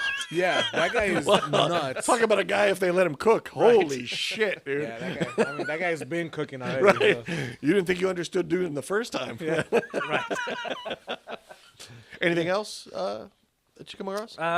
Not movie-wise. I mean, this is an old movie. What's up? Yeah. So one of my favorite movies, one of the 30, is Exorcist 3. Hell Oh, yeah. you're gonna But do it. there's the stuff that, freaking didn't like about it, where they added the, was it Father Karras? Was that the actor from From the first one? first one? Yeah. Yeah. So all those scenes were brought in later. Yes. Yeah, and so on Tubi, there's something called The Legacy, Okay. and that guy's not even in it. They have all the original scenes. It's bad sound and bad, camera, but they clipped it in there, and it's really long-winded. Yeah. But it's excellent, and that stupid ending where they're flying through the air and fighting each other is not in it. Oh, I've okay. not All seen right. it. Yeah. I have to say, It's got a cooler ending. I know they didn't like it. Yeah. It's a quick one, but yeah, it's on Tubi, and it's called Legacy, which is the name of the book. Yep. Yeah.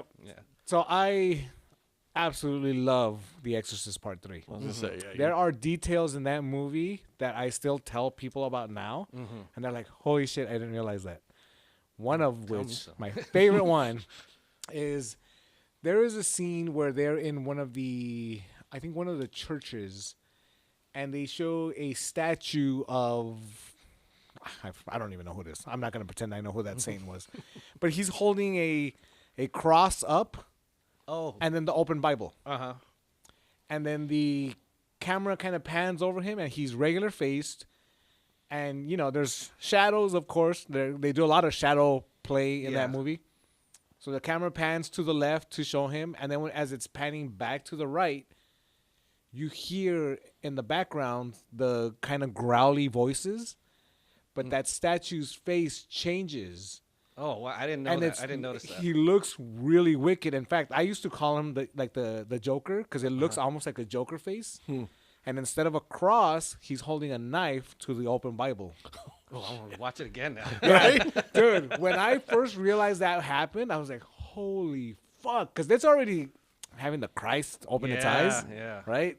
And then every time that the priest dreams, and he's bouncing up and down the bed all fast and like that. That shit freaked me out when I was a kid. So Yeah. And I used to love being freaked out by movies, specifically that one. Yeah. That's the opposite for me. I love it too. I love being freaked out. Yeah. Dude, is there like a movie that has scared you to the point where you're like, oh yeah, that one was good? I say that I don't know if that could happen anymore. Yeah. But when I was younger, yeah. I mean, Evil Dead scared the shit out of me when I first That's a saw great it. movie, It really yeah. did scare the shit out of me. And then, of course, The Exorcist. But Oh yeah. I can't say anything now will, creep me the fuck out. Yeah. But maybe. Who knows? There's been stuff that's even now for me that I'll like sit through and like take in, and I'm just like, ugh, that one was kind of weird. Yeah. Like I keep recommending this movie. I think I mentioned it last time. It's called Baskin. I haven't seen it. Turkish movie about basically going to hell, Okay. and I think it's on Amazon Prime. But he made a movie. The guy that made that movie made another movie about a witch. That's also supposed to be really frightening and just a lot of what's it called? Not the special effects, but the practical effects. Wow. A lot of practical effects in it. There's also a newer movie that I'm gonna recommend called The Coffee Table. Oh, Mexican movie, right? Spanish. Spanish. From Spain. Yeah. I've heard about this. Yeah. Yeah. It's No. pretty brutal. Yeah. No, I'm not. You're not gonna watch that one? Not at all. right. I want to watch it now. I was told. I was told about it. If Aaron it's doesn't wanna watch If it's it. the one I'm thinking of, It is. I am It is. not. There's Yeah. nope. The Coffee Table, Nope. and there's the other one called When Evil Lurks. I've been seeing this one being advertised. I think it's. I want to say either Netflix or HBO. I think. I think it's from Argentina. Okay. Or something like that. Okay. But yeah, if you ever get a chance, check those out. All right. That one sounds familiar, though. Last one. I'm almost positive I've seen the title advertised Yeah, recently. So yeah. Yeah. All right. Cool. Right on, man. Well, with that, Aaron, what have you been watching? Quite a bit actually in the interim. Let's see. One of the newer ones I watched is it's a Swedish movie, although you can get it dubbed in English. It makes it much easier because I don't understand Swedish. So, no, and I don't want to read. But called Watch the Skies. I saw this thing that was, it was one of the previews that I saw, and the thing that hooked me the most was one of the people said it was Spielberg-esque. Huh. And I thought, all right, that's kind of... It has that. There's elements of a little bit of a Goonies. I know it's not his movie, but Explorers. A little bit of these kind of like, even a little Wizard of Oz-ish kind of thing where you're trying to escape something, but it was always there the entire time. So it is about these UFO hunters in Sweden that have this little group that they do, and the leader of it is this girl's father, who, when he gets the information that he thinks is going to lead him to where the UFO is, he pretty much screws the group over and goes away and never comes back, and they believed he was abducted. The girl grows up and she starts to see signs that she thinks she can find her father, and she goes back to the group, who's not very happy with her because of what her father did. But they go on this adventure to try to figure out maybe we can get her dad back and we can find her. It's a very fun movie. cool. Yeah, it was Watch the Skies. It's on Amazon. I'd recommend. It's a fun movie.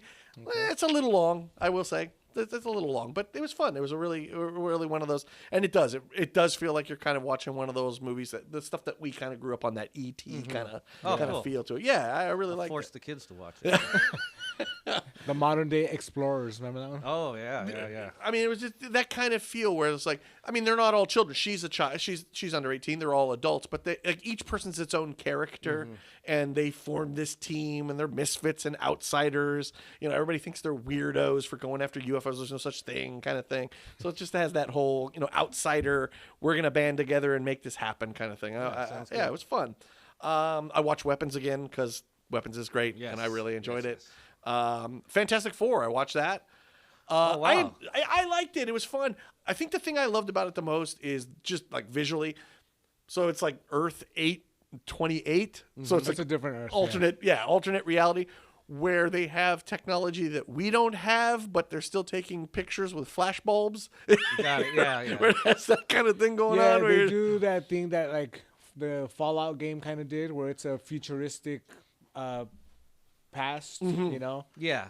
So yeah. But I just loved it. I thought it was really cool. The visuals are amazing. The colors, everything else, everybody in it's really cool. You know, I don't know the superhero lores and stuff like that, but still, I thought it was really well done. There were moments maybe didn't have to be that long, but otherwise, I thought it was really cool. I would highly recommend it for nothing more than just to look at it. It's just like every just set piece just looks like you're like, God, they must have spent hours making this thing. It's just really, really cool. It was an enjoyable watch to say the least. Some Don't Breathe 2. I watched that. I didn't see part 1. Part one is fun for what it is. The idea that these people go into a home, they're going to rob it. He's blind, and they think they're going to get away with it because he's blind, and he turns out to be this like hardcore badass who's killing them one by one. Oh, all right. Yeah. And spoiler alert, because the thing that I was having a hard problem with part 2 is because in part 1 we find out at the end. He has been essentially enslaving a woman in his basement and trying to impregnate her in order to get her a daughter. So in part 2, he's the hero? Oh. How is this supposed to work? I was like, wait, am I rooting for this dude? Well, that's why it's called Don't Breathe, because like you're not gonna believe what happened now. And it's just like they do this little twist where you're kind of like, you realize this girl that he has, there's no way this is his daughter because you already know who this guy is. But then you realize the people that are trying to get her are actually worse than he is. So I guess you still kind of root for him. It was very weird that you just go, you're going to do part 2. I get it because it made a lot of money and it was very popular, but you're going to make him the hero? Cause I don't think I was rooting for him at the very end of this movie. You're like, Is it still Stephen Lang? it is. Yeah. Who's great in it. Dude, the action is awesome. The kill scenes. I mean, there's one where, again, spoiler, it's a fairly old movie anyway. Kid goes in the garage and he's super gluing a wound he has already. So the kid goes in the garage. Of course, he turns off the light because, like Bane, he's born in the darkness. He doesn't, They hear rustling. They go into the garage. The kid now can't breathe because he's got super glue in his nostrils and in his mouth. So his buddy comes over, who turns out to be his brother in the movie. He's like, hold still, man. And he grabs a giant screwdriver and just goes, pop into his cheek, and you just hear him go, and you're like, good Lord.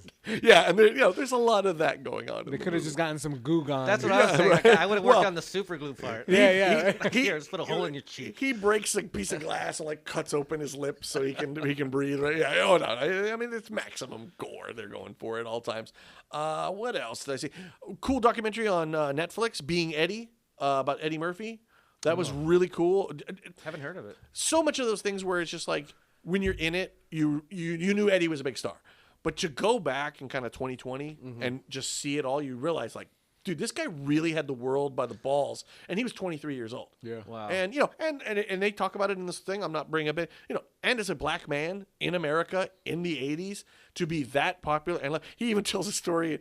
He says something about how he's like, I was watching, whether this happened or not, who really knows? He's like flipping channels, and they had some KKK guy on, and he's just like, I hate all, and he obviously uses the word, and the person goes, you hate every one of them? I mean, it's an entire race. And he goes, well, I do like that Eddie Murphy guy. He makes me laugh from time to time. And he's just like, you're just like, nah, I could see it a little bit, and it was really cool, like a cool retrospective, and just kind of seeing and realizing just how fucking talented this guy really is. And just like, man, he could just, tomorrow he could do stand-up and he would sell out everything. You know what I mean? Because people would be so anxious to see him. He did what what Steve Martin did, just kind of walk away from a thing that he was so amazing at, and then just turned his career around. That was cool to watch. It was very, very, very interesting. Another good show on Netflix, Black Rabbit. Watch that. Oh yeah. It was good. Tough because I was coming off of finishing Task, which was amazing. So this one didn't quite live up to Task, but at the same time, I would say good watch. Everybody in it's really good. Good story. You know what I'm referring Black Rabbit, the bear with crime. Yes, I mean it's easy to do because yes, there's a chef, there's a restaurant, Right, there's yeah, yes. yeah. But what I loved about it was kind of Task did the same thing. You think these people are almost opposites, and you almost start to realize they're kind of the same people, Yeah. just dealing with different problems. Yep. You know what I mean? I thought that was really Jude Law and Bateman. Oh, that's right. Jason that's Bateman. That. Okay, it's that. Or as my wife I called haven't him, watched Justine it Bateman. yet. Yeah.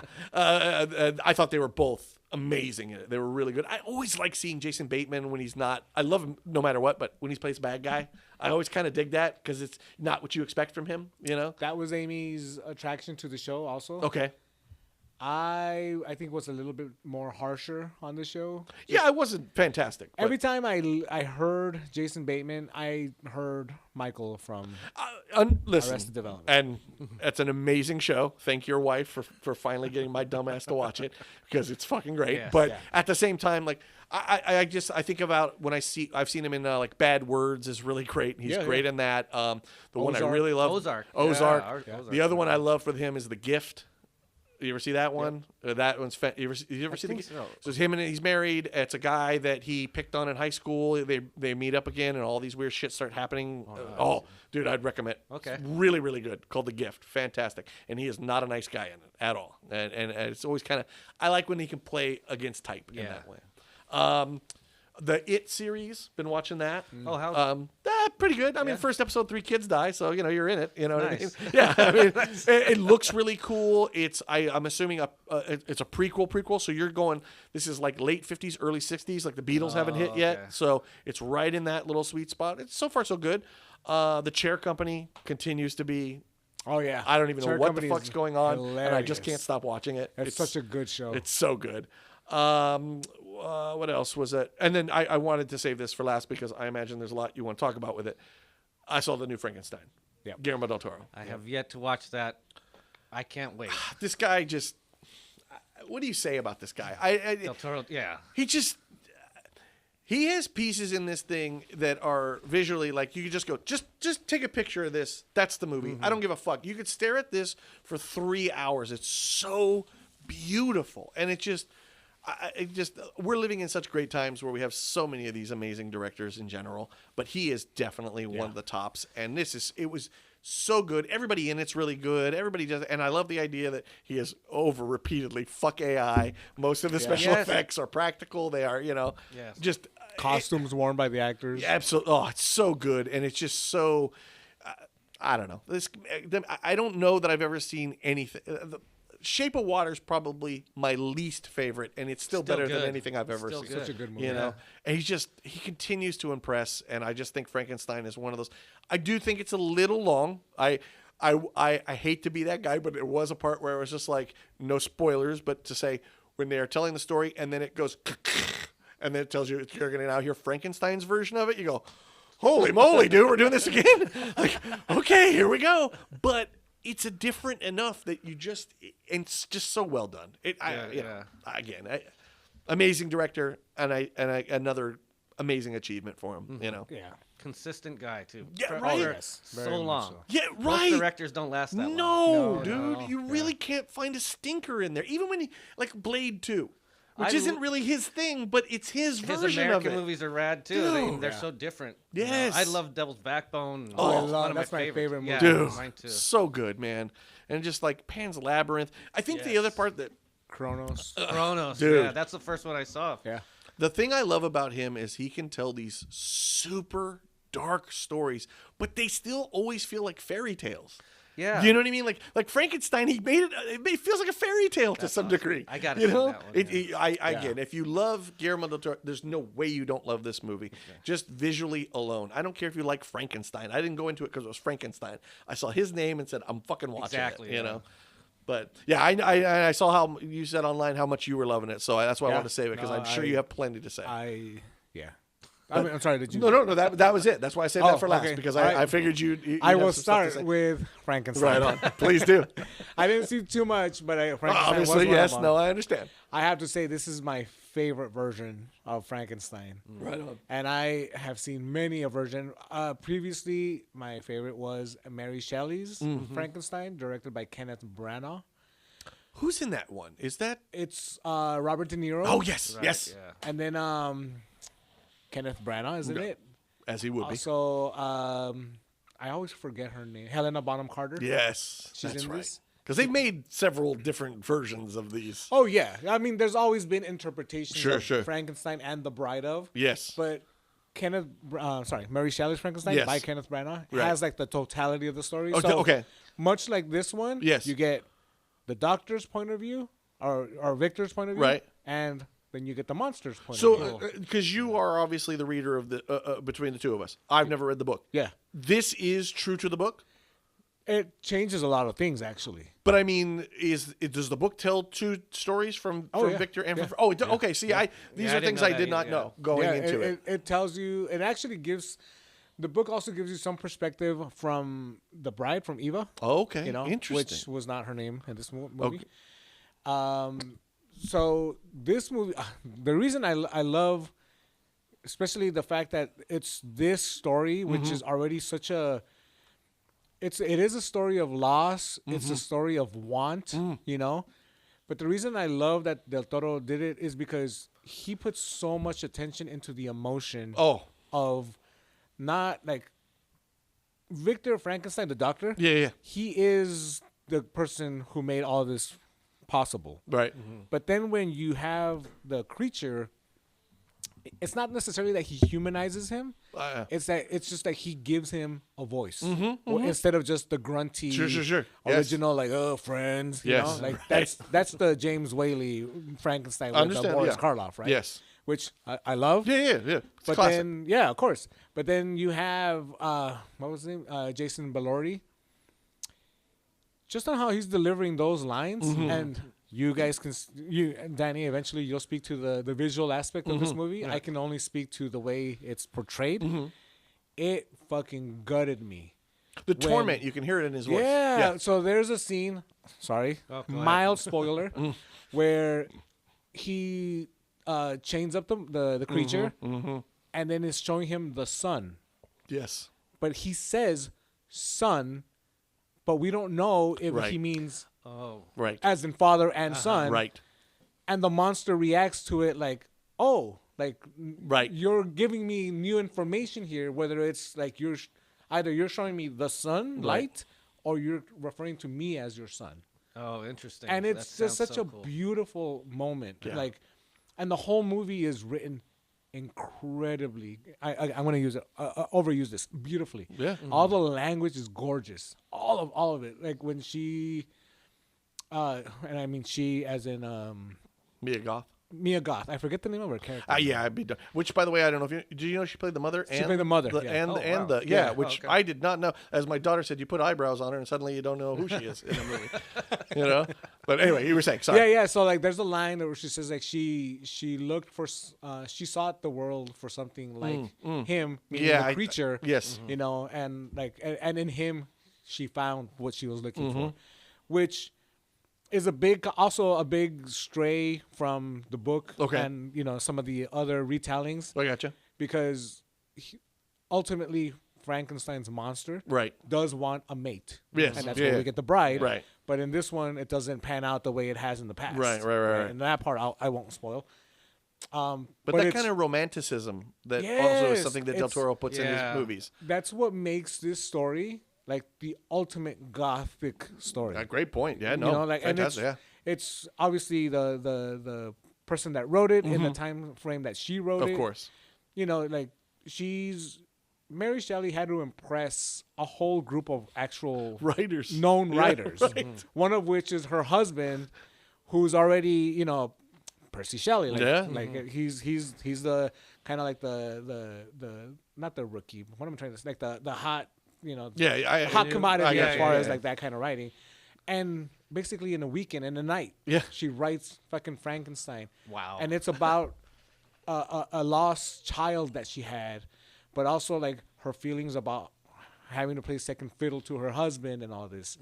And where like obviously the perspective is a male perspective in this movie as well, because it's Del Toro. But I think the amount of emotion he puts into it Oh. kind of blurs that line. Yeah, You yeah. know, it doesn't make it so like so binary. It's I not got you. male and I female. know, It's like anybody can feel this Anybody. emotion. Yes. But it just happens to be this creature Yeah. who's literally Using brought back, again yeah. as something we talk about a lot. Taking what is essentially horror and what you can do within Yes. that genre Yeah. to tell Yeah. 50 other things that have nothing to do with horror is so amazing to me about that Yes, that genre. totally. Which is what always like confused me that horror doesn't get the recognition it deserves Yeah. because it plays to so many like social commentary, Yeah. you know, so many emotional commentaries. Like every aspect of life can be spoken on by horror movies Yes. or just by horror everything, Absolutely. right? Yes. And just because it's covered in like zombie makeup or gore or whatever, And like, that's it, right? Like they think it's Yeah, it's just yeah. nonsense. To me, you've not watched it then. Yeah, You exactly. just haven't Yeah, watched it yeah. because I don't know how you can't see these things. Right. Not all of them are that deep. Exactly.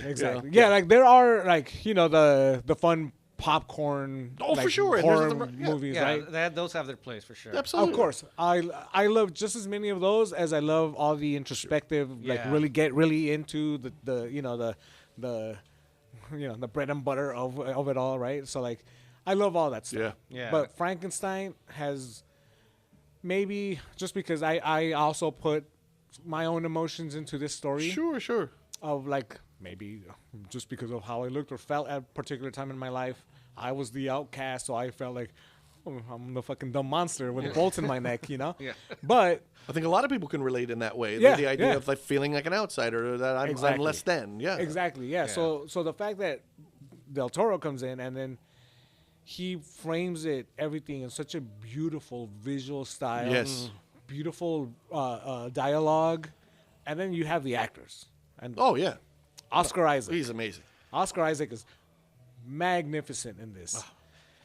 Mia Goth is She does a fucking- fantastic job. and then when you consider the detail in what she wears, how she moves, what Oscar Isaac is wearing, Yes.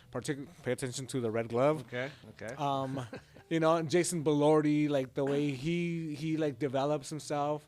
There is thankfully a blind guy in the movie, and when that whole scene happens, because also let's not forget Guillermo del Toro is no stranger to gore, Yeah. Yes, No. right, Oh right, God. right. and there is gore. In Oh, this. there Nice. are There's scenes gore. where you're just like, this should not be in here. Yeah, I mean, yeah. it's Pan's Labyrinth when she slits open his Yes. cheek. Yes, You're yeah. just like, whoa! I thought this was like a Wizard of Oz thing, bro. What's going on here? Yeah. I love that he never strays from that. And that scene with the blind guy, like, talk about a fairy tale. Yes. Like it feels they're in a cottage for fuck's sake, and Yep. the wolves And- show and up. the Like wolves, it yeah. feels like I'm watching a fairy tale, except I'm about to watch him rip the head of a wolf open. Yeah. You know, Dude, and you're yeah. seeing everything. And then the way he messes up the crew of the ship, the Yes. one guy, or the hunter. With Oh, the, yeah, fuck I won't yeah. even say it No, no, because no, I no, don't. I no, want I- I Danny Didn't to. spoil it. Just- No, it just- My plan was to watch it before because I knew we were going to talk about it. Gotcha. And then this morning I was trying to blame my wife. I go, we were supposed to watch this and we just can't get.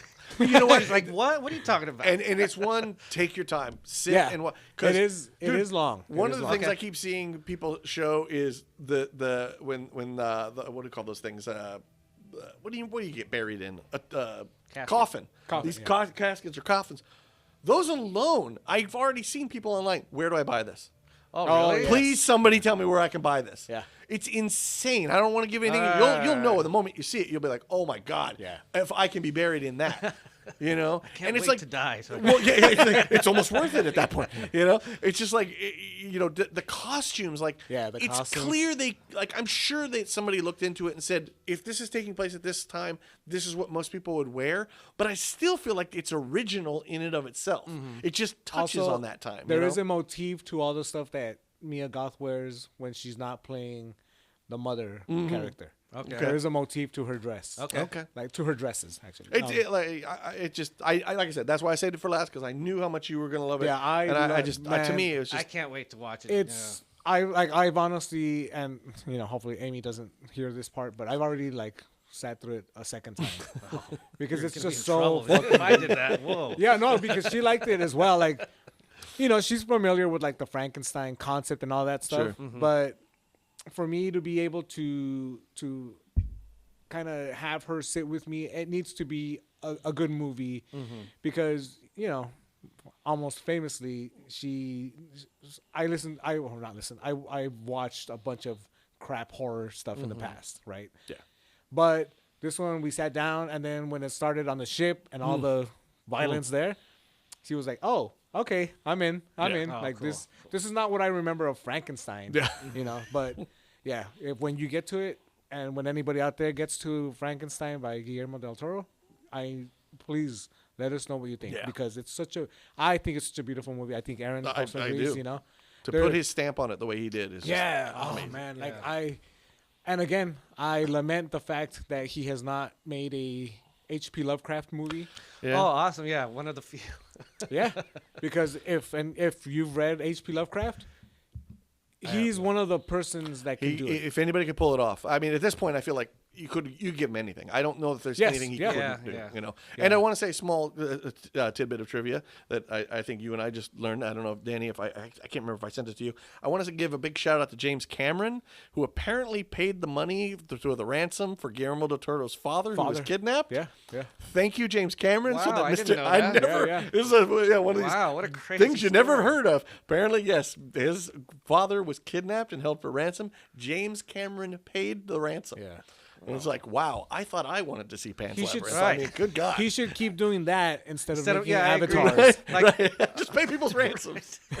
or or something pay, good again. Yeah, exactly. pay his budget. Whatever Right. Guillermo del Toro wants to do, just pay Yeah, the budget. yeah. You got all that Titanic money. Come on. Yeah, stop making movies. Yeah. And, That's actually a whole other conversation Yeah. about directors who make their dream movie or dream projects. Because I think, James Cameron will have obviously other words about this, but I think Avatar is kind of a bust. yeah. Me too. Yeah. Francis Ford Coppola with Megalopolis. I haven't seen it. I want to see it. It's, dude. I know, but I still. You got- I just, yeah, no, I'm not He gonna feels take- like one of those directors where you just, whether you like it or not, you got to go see what he does because he is one of our greats who I think has fallen off, no doubt about it. But He has it's just, fallen off a long time Yeah. ago. And Sometimes it's very giving into evident- those egos is just It's very evident in this one, at least for Okay. me. I hear you. That it's like, maybe don't do your life's dream movie. Yeah, well, that's with the Del Toro thing. This is what he's always wanted to do is his version of Frankenstein. So when you see it, and you're just But like, see, but wow, that's the thing, There's like, a guy hitting that out of the park. When you get to a certain level, Yeah. like Cameron, Oh, like for Coppola, sure. because I think even compared to them, Del Toro's still younger. Oh yeah, you know? yeah. So like he still has a lot of he's still, I don't want to say susceptible in a bad way, but he's still susceptible to like, well, I can include this modern take Oh, on this older story. no doubt. Whereas somebody like Cameron, they've got blinders on, well, and so does Coppola. He's right? got so much fuck you money that there's nobody there, There to you say, go. hey, right? you Nobody's know. gonna say no. No. Right. Right. Yeah. So, yeah, Frankenstein, fucking love it. Yeah. It's my favorite version of Frankenstein. Guillermo del Toro, I love you. Please have continue one of to my make bands. movies. Put my music in one of your movies. And yeah. So the only other thing that I've watched was Eddington. Oh, This is on. it's on HBO right now. HBO, We have yes. not watched it yet. I am looking forward to it. So I'm gonna try to be as spoiler free as possible. Okay. But I gotta tell it happens, you, it happens. I am not the biggest fan of. Okay, Eddington. I know I've it's- heard. That's just why I want to see it because I've heard both. It's Ari Aster. I've Mm-hmm. heard people declare this a masterpiece. Same, but I've heard the other side too. I honestly don't see it as a Okay. masterpiece. Okay. It has a lot of commentary. It's a social commentary about the trajectory of society during COVID. Right. Right. Right. And its reaction to the whole COVID Right. thing, its overreaction to everything else. Right. And the use of kind of social media being kind of the kindling that sparks these fires. Right. So for the first half of the movie, you're introduced to a group of people that you can't really latch onto. I don't know if that's on purpose or not, Okay. but they do introduce certain themes about relationships where at least I did. I got the idea of like, maybe I should care about this person more than I actually don't. I got you. You know? If you're not, it's hard to watch anything if you can't kind of sink a hook into somebody. Right. You have right? to care about. Yeah. you have to care Yeah, about- yeah. And I've always like, said that was the toughest part about Sopranos for me. I never found somebody that I gave that much of a shit about. You know, and yeah, that like made it harder to watch that's for me. exactly. Yeah. And so like in this one, there are moments where you feel bad for what's happening, I hear you. but then you realize like, well, no, this kind of a shit person anyway. So, Like, like, oh, why am I gonna feel bad anyway? you Oof, know? oof. Yeah, I hear you. and it's the main characters. I feel you. Right. Okay. So then when the movie takes a turn, at least for me, I was like, well, what the fuck is this now? Okay. You know, and it's a whole, I don't know, 30, 45 minutes of action, kind of, Okay. you know? Yeah, Where yeah, I was yeah. like, well, this is not what I expected. Okay. I understand the symbology of a lot of the stuff and Sure, like, sure. the meaning of certain actions made in or decisions made in the movie.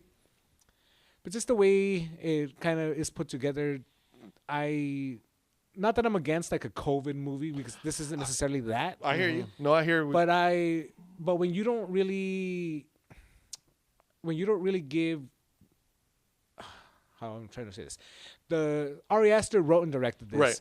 but he doesn't really give a actual point. I feel you. It's very ambiguous, and it's It's kind very- of like I don't want to yes. tell you what I'm thinking. You figure it out for You yourself. figure it out for yourself. Okay. So because of what's being portrayed in the movie, Mm-hmm. for me, it came off as, and again, I'm sorry for anybody out there and for you guys in here, it comes off as like centrist politics. Okay. Where Oh, it's yeah. like, oh, both sides are Yeah. bad. I hear you. Right? I hear you. Which, okay, but you're taking the time to make us try to care about what's going on. Mm-hmm. Yeah. You have to give us something. yeah. Right? You have to lead us somewhere. I hear you. Because if the story is going to be that ambiguous, Mm-hmm. I can just go watch something else. Right. And you're along those lines, like some things that I've heard people say. I think Kevin even kind of said it. Like, yeah, I don't know if COVID's something I want to revisit. There you go. Yeah. Yeah. You know what I mean? Like, I don't know. You know, Too soon to be nostalgic well, about I was COVID. telling my daughter that, and she, and I said, yeah, I don't know. I said, like, you know, I don't watch 9/11 movies. Right. Yeah. Like, he's like, no, I'm good. I watched him hit the ground. I Yeah. really don't need to see a dramatization of that. Just me, you know. So there is, but I guess I like him and everybody who's in it. Oh, I love yeah, every, know we're I love both- everything about. Okay. I love Pedro Pascal, Of course. Joaquin Phoenix, Yes. Emma Stone, Yes. Ari Aster, Yeah. Hereditary, Midsummer. I you mean, know, yeah. two of the best. best movies yes. ever, Yes. right? But you know, it kind of gets me thinking. Like, again, if you give a person too much rope, will they eventually start kind of Oh, hanging for sure. themselves, Yeah. right? Very few directors can hit out of the park every single. That's why the Guillermo thing is like. Dan Yeah, said, it's so It's it's such an so anomaly. amazing to go like. It's holy an moly. anomaly, yeah. Because It even doesn't because happen. technically Nightmare Right, Alley right. wasn't a giant hit, but I think it's a fantastic. It's a great move. fucking movie. It's, know? that actually got me reading Noir again. Well, Okay. again, I've not seen anything that I didn't like from him. But Yeah, at the yeah. same time, you know, although you're coming off an Oscar-winning movie, so anything is going to be less than, I guess, course, to a degree. yeah, But yeah. I just feel like, you know, even if there was a slight downturn in the Nightmare Alley, Yeah. he shot right back up with Frankenstein. Yep, So yep. yeah, it's I mean, because between that, he did the Cabinet, which is fantastic. yeah, all that I collection love is that. awesome. I still haven't seen Pinocchio. I haven't either. Only I have. because what Was do you it think good? of it? Yes, it was good. Okay, good. It was Right. good. Yeah. Yeah, my brother, who in my family is like the only very vocal Del Toro supporter. He said Pinocchio's good. So Yeah, it is. I do have to catch that. I do too. Yeah. But yeah, Eddington was kind of like, I Okay. could have watched something else. you I know? have heard it's very divisive in that way, for sure. And that one for me, a little too long. 2.5 hours. Oof. Some of these ones are getting there. So, last piece of trivia that I have movie-wise, if that was your last one, you said? Yeah, Was that yeah, it? Okay. yeah. Only because I came across this, because it goes into something we were talking about before when we were talking about our comedy thing. We both had Edgar Wright on our list. Yes. He's going to direct the new Running Man. The Running Man, yeah. So, I was thinking about how our discussion is like, we know he's a great director. It's in good hands, but man, that feels like one of those movies. Right, Why are you yeah. messing with it, right?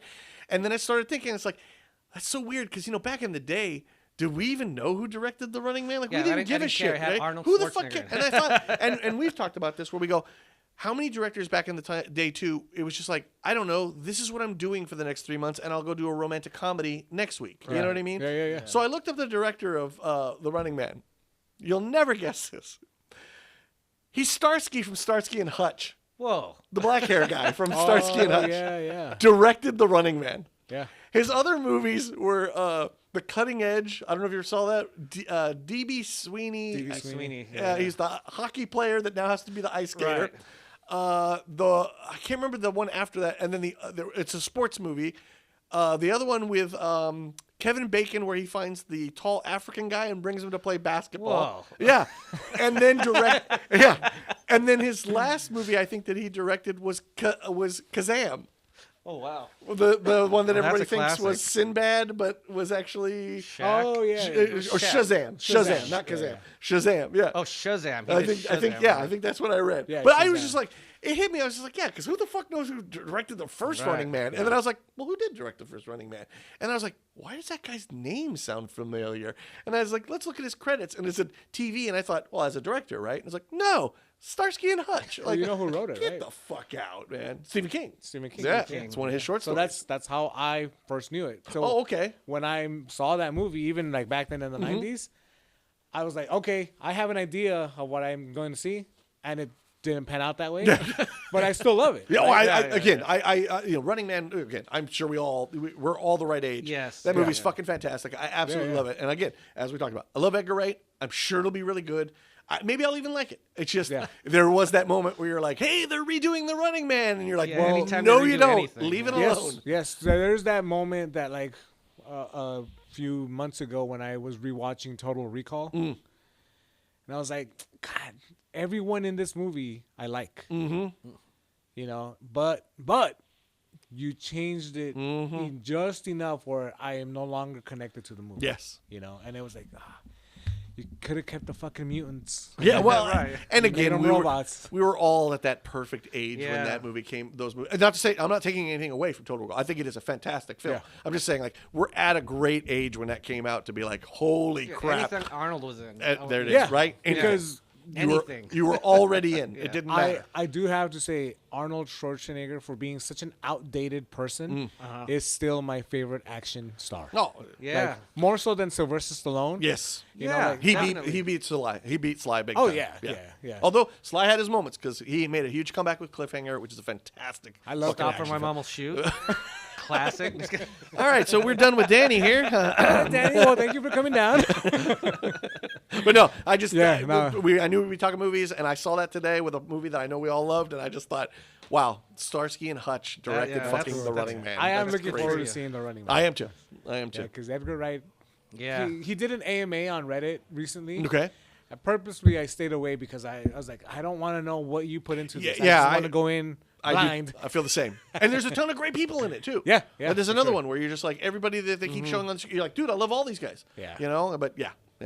Anyway, sorry. So Yeah, it's cool. So that's Cool, yeah. what we've been watching. Mr. King, what have you been listening to? Well, I love The New Coroner. I don't know if you've heard it or if you Oh, were a fan yeah. of Coroner I'm- back I'm in the Corner's day. really good. No. Yeah. Yeah, so it's their first album since '93. Oh wow. Yes. Okay. yeah, and Shit. it's so, in my opinion, it's excellent. Okay. Yeah. The only person I seen talking about it is Matt Price from Behold the Monolith. but- Okay. Yeah, he's the. Yeah, it is so good. I can't stop listening to it. Okay.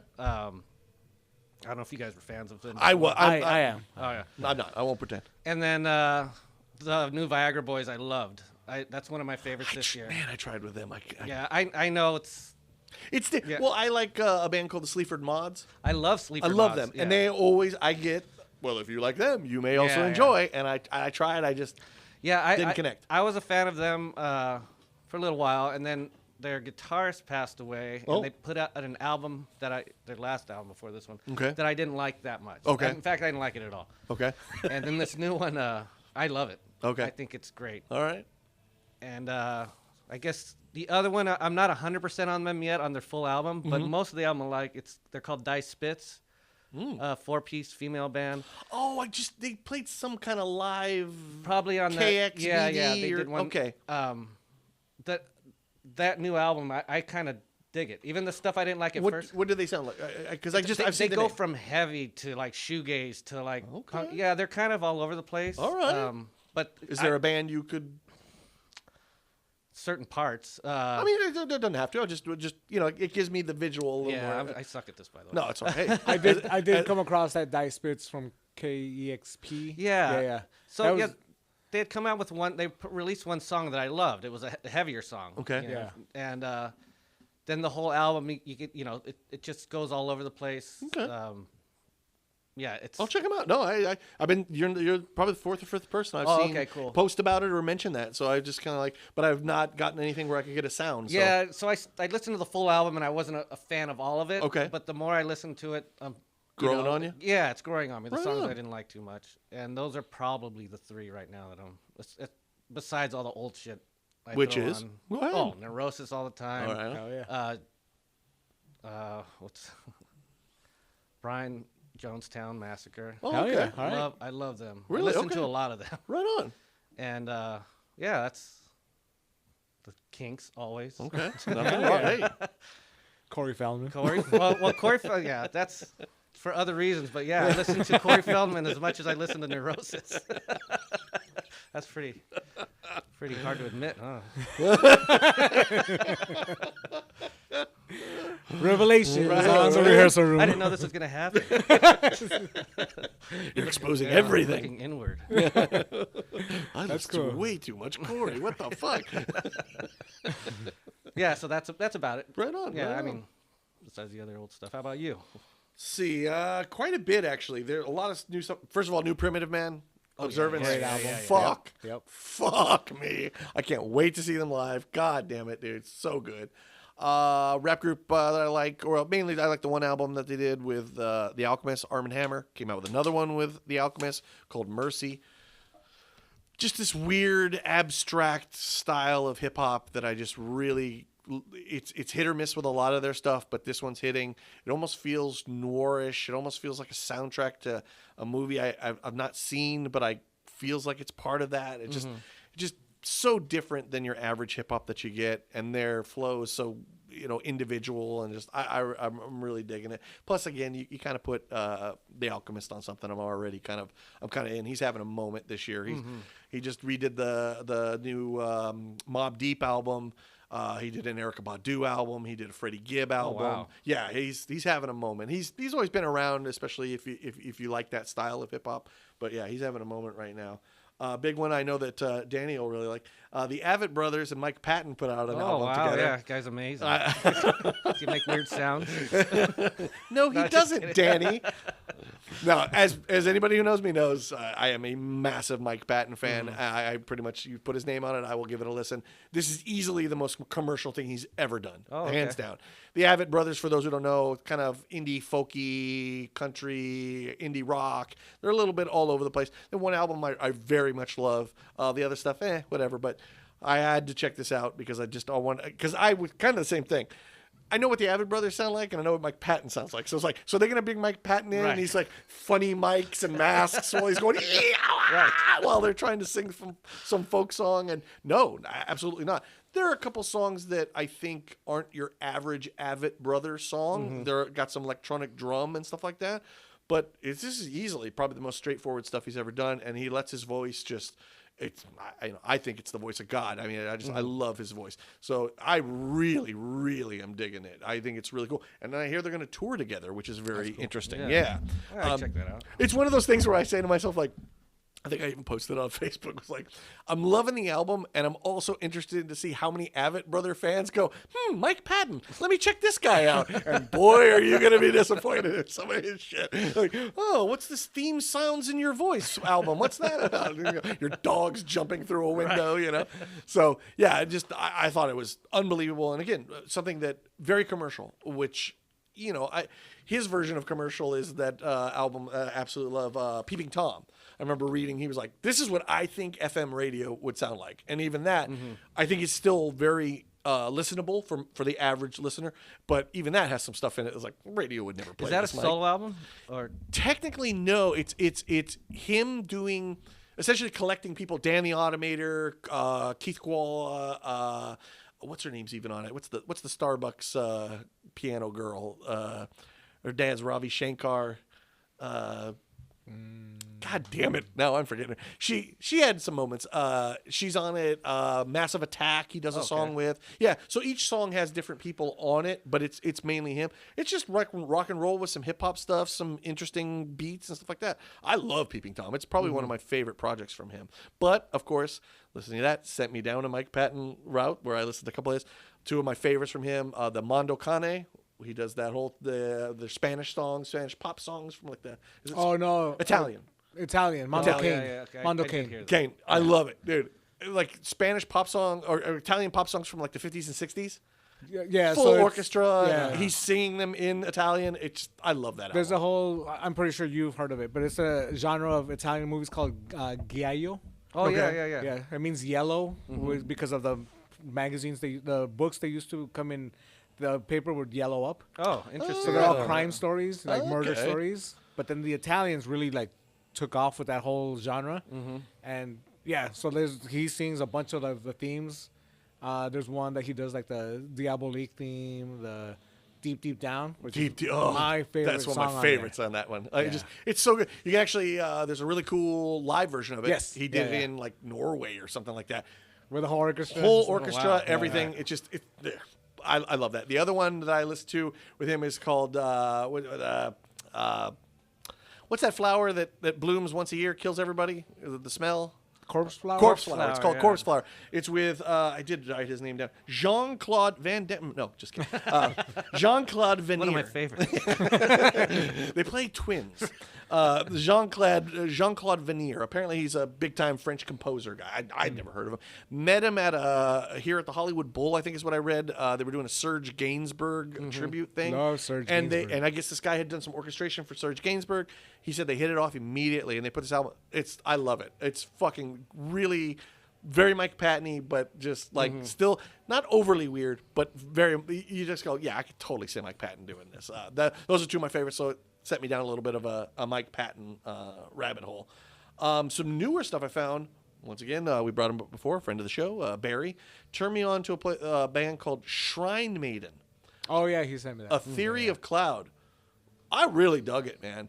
Reminded me like elements of like a Jesu, True Widow, Okay. maybe a Chelsea Wolfe feel to it a little bit.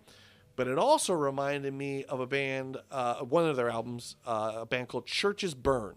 They're from like Arkansas or something like that. Maybe they don't put anything out anymore. They do have a Bandcamp. You can find their stuff. They're not on Spotify, but they're on Bandcamp. They have two albums that I found a long time ago, and I love both of them. The first one called Briar Patch, Into the Briar Patch, and Extraordinary Suns, like the one in the sky. The first one, Into the Briar Patch, is like acoustic, dark, Southern Gothic feel wow. to it. Yeah, Interesting. I love that record. And then Extraordinary Suns is just heavy, doomy, sludgy, fucking you can feel the sweat and the mosquito. Awesome. You know what I mean? You can hear the fucking cicadas. Fucking great. And they were something that it reminded me of. I actually sent both of those to Barry because I said it gives me this feel. Oh, also. cool. Yeah. Some Sepultura because it's fucking Sepultura. I don't need to explain.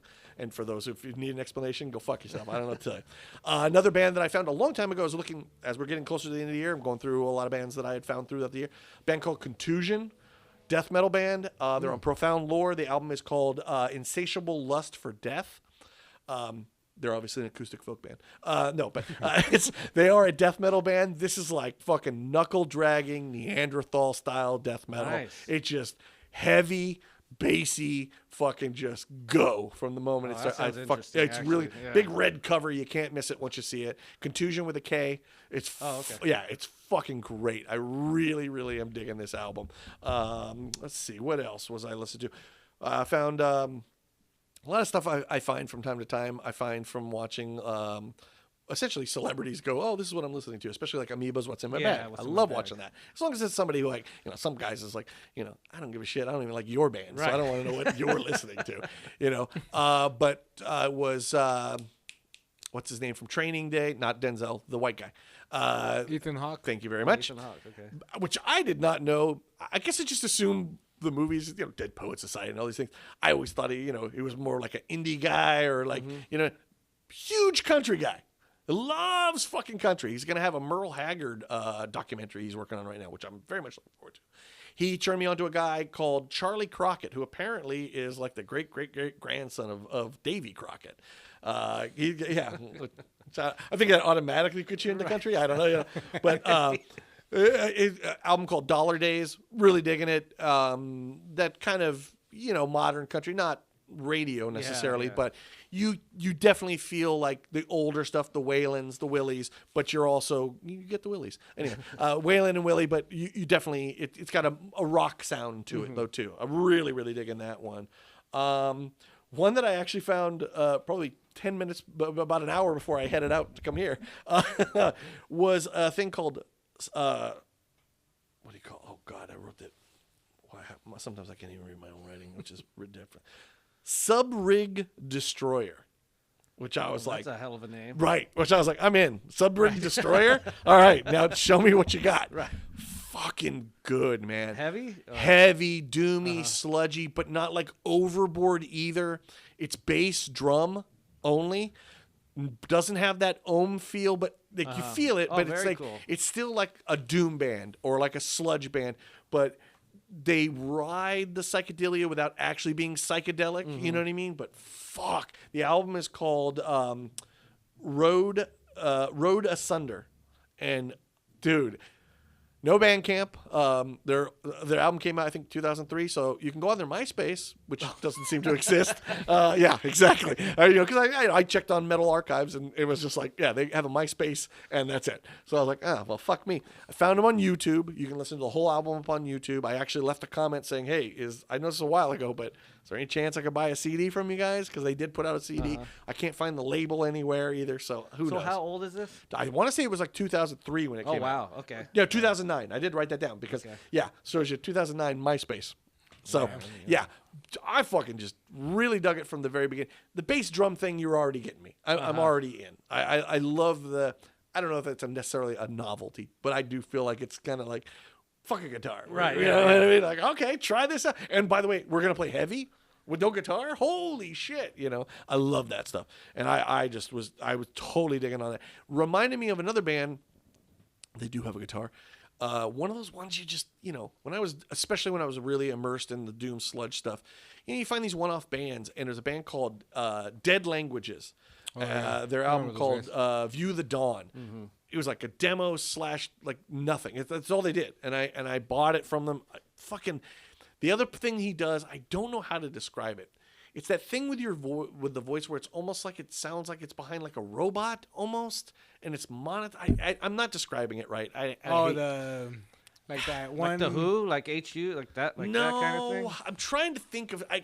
Dead Languages is the first band that came to my mind that the voice does the same thing, but I understand that's the not a band vocoder that everybody knows. I don't think it's necessarily that because it's not robotic per se, but there's a filter. Let's put it that way. There's some sort of filter. It's got the Stephen Hawking filter. Right? The bass is loose.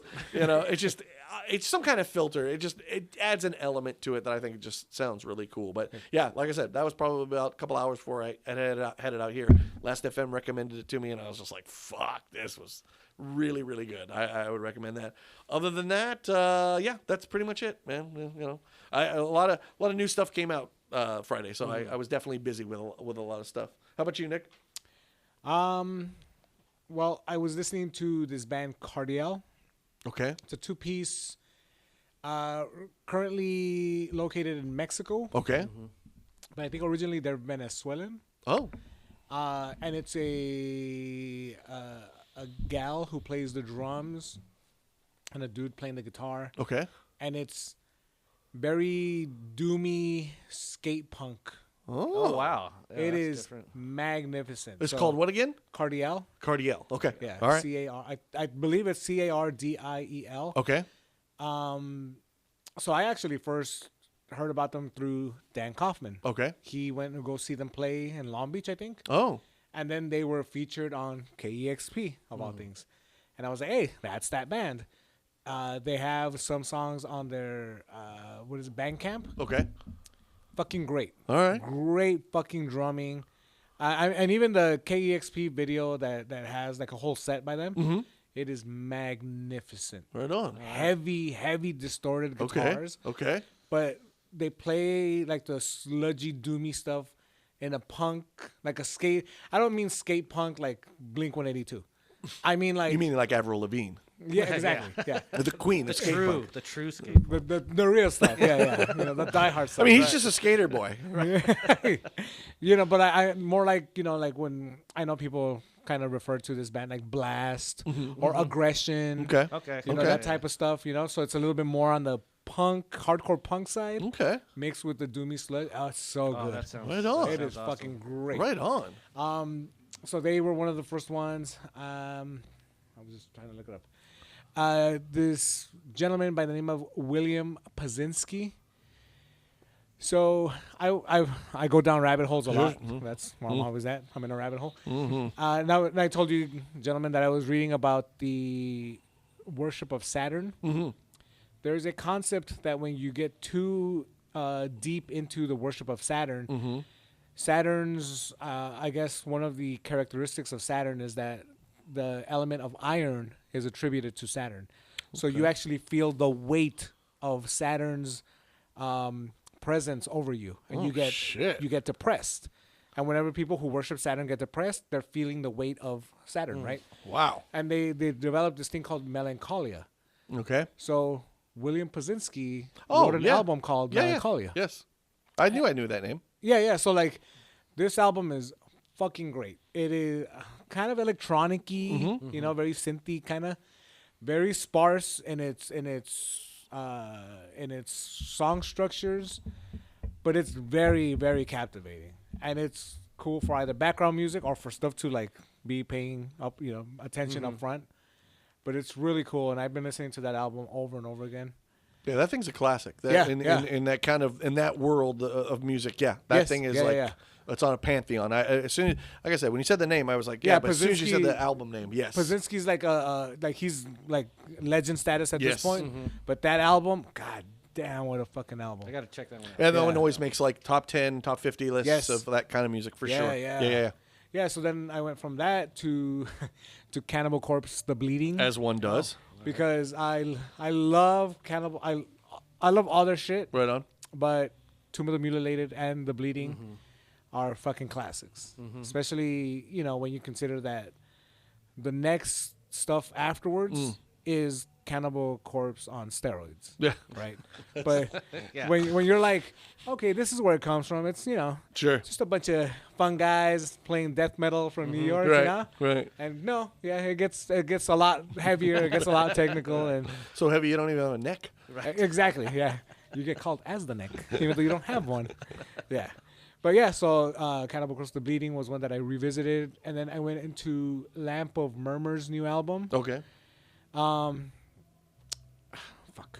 It's something about a prince in ecstasy. That's the name of the album. Okay. But the music is very theatrical almost. Okay. And I don't mean that like in, like King Diamond or Merciful Fate or Ghost or anything. It's theatrical black metal. It's very well-rounded sonically.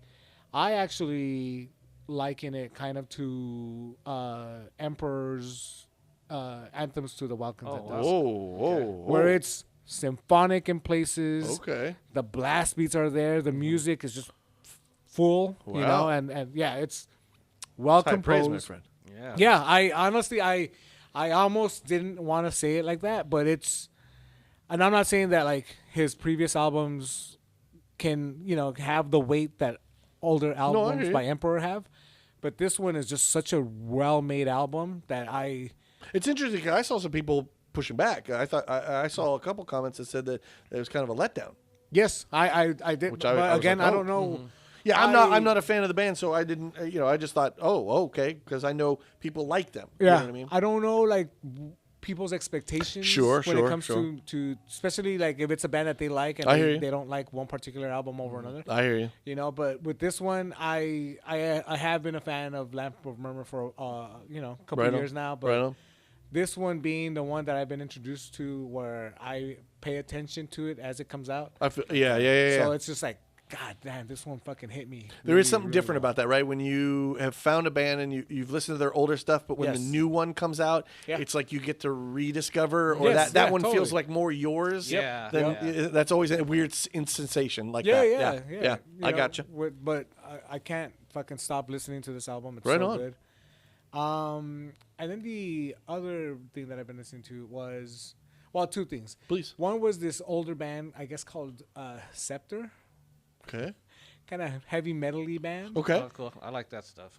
You okay? I Because do like like metal. our the drummer for Sumerian is famously into a bunch of like older heavy metal Yeah. type of music, and he sends me stuff very frequently, and a lot of it I just can't get into. You know, but Scepter came on, and for some reason this had all the things that I like, which when I say this, somebody who's tried to push Iron Maiden on me will probably get frustrated, because it's like, dude, they have all those elements too.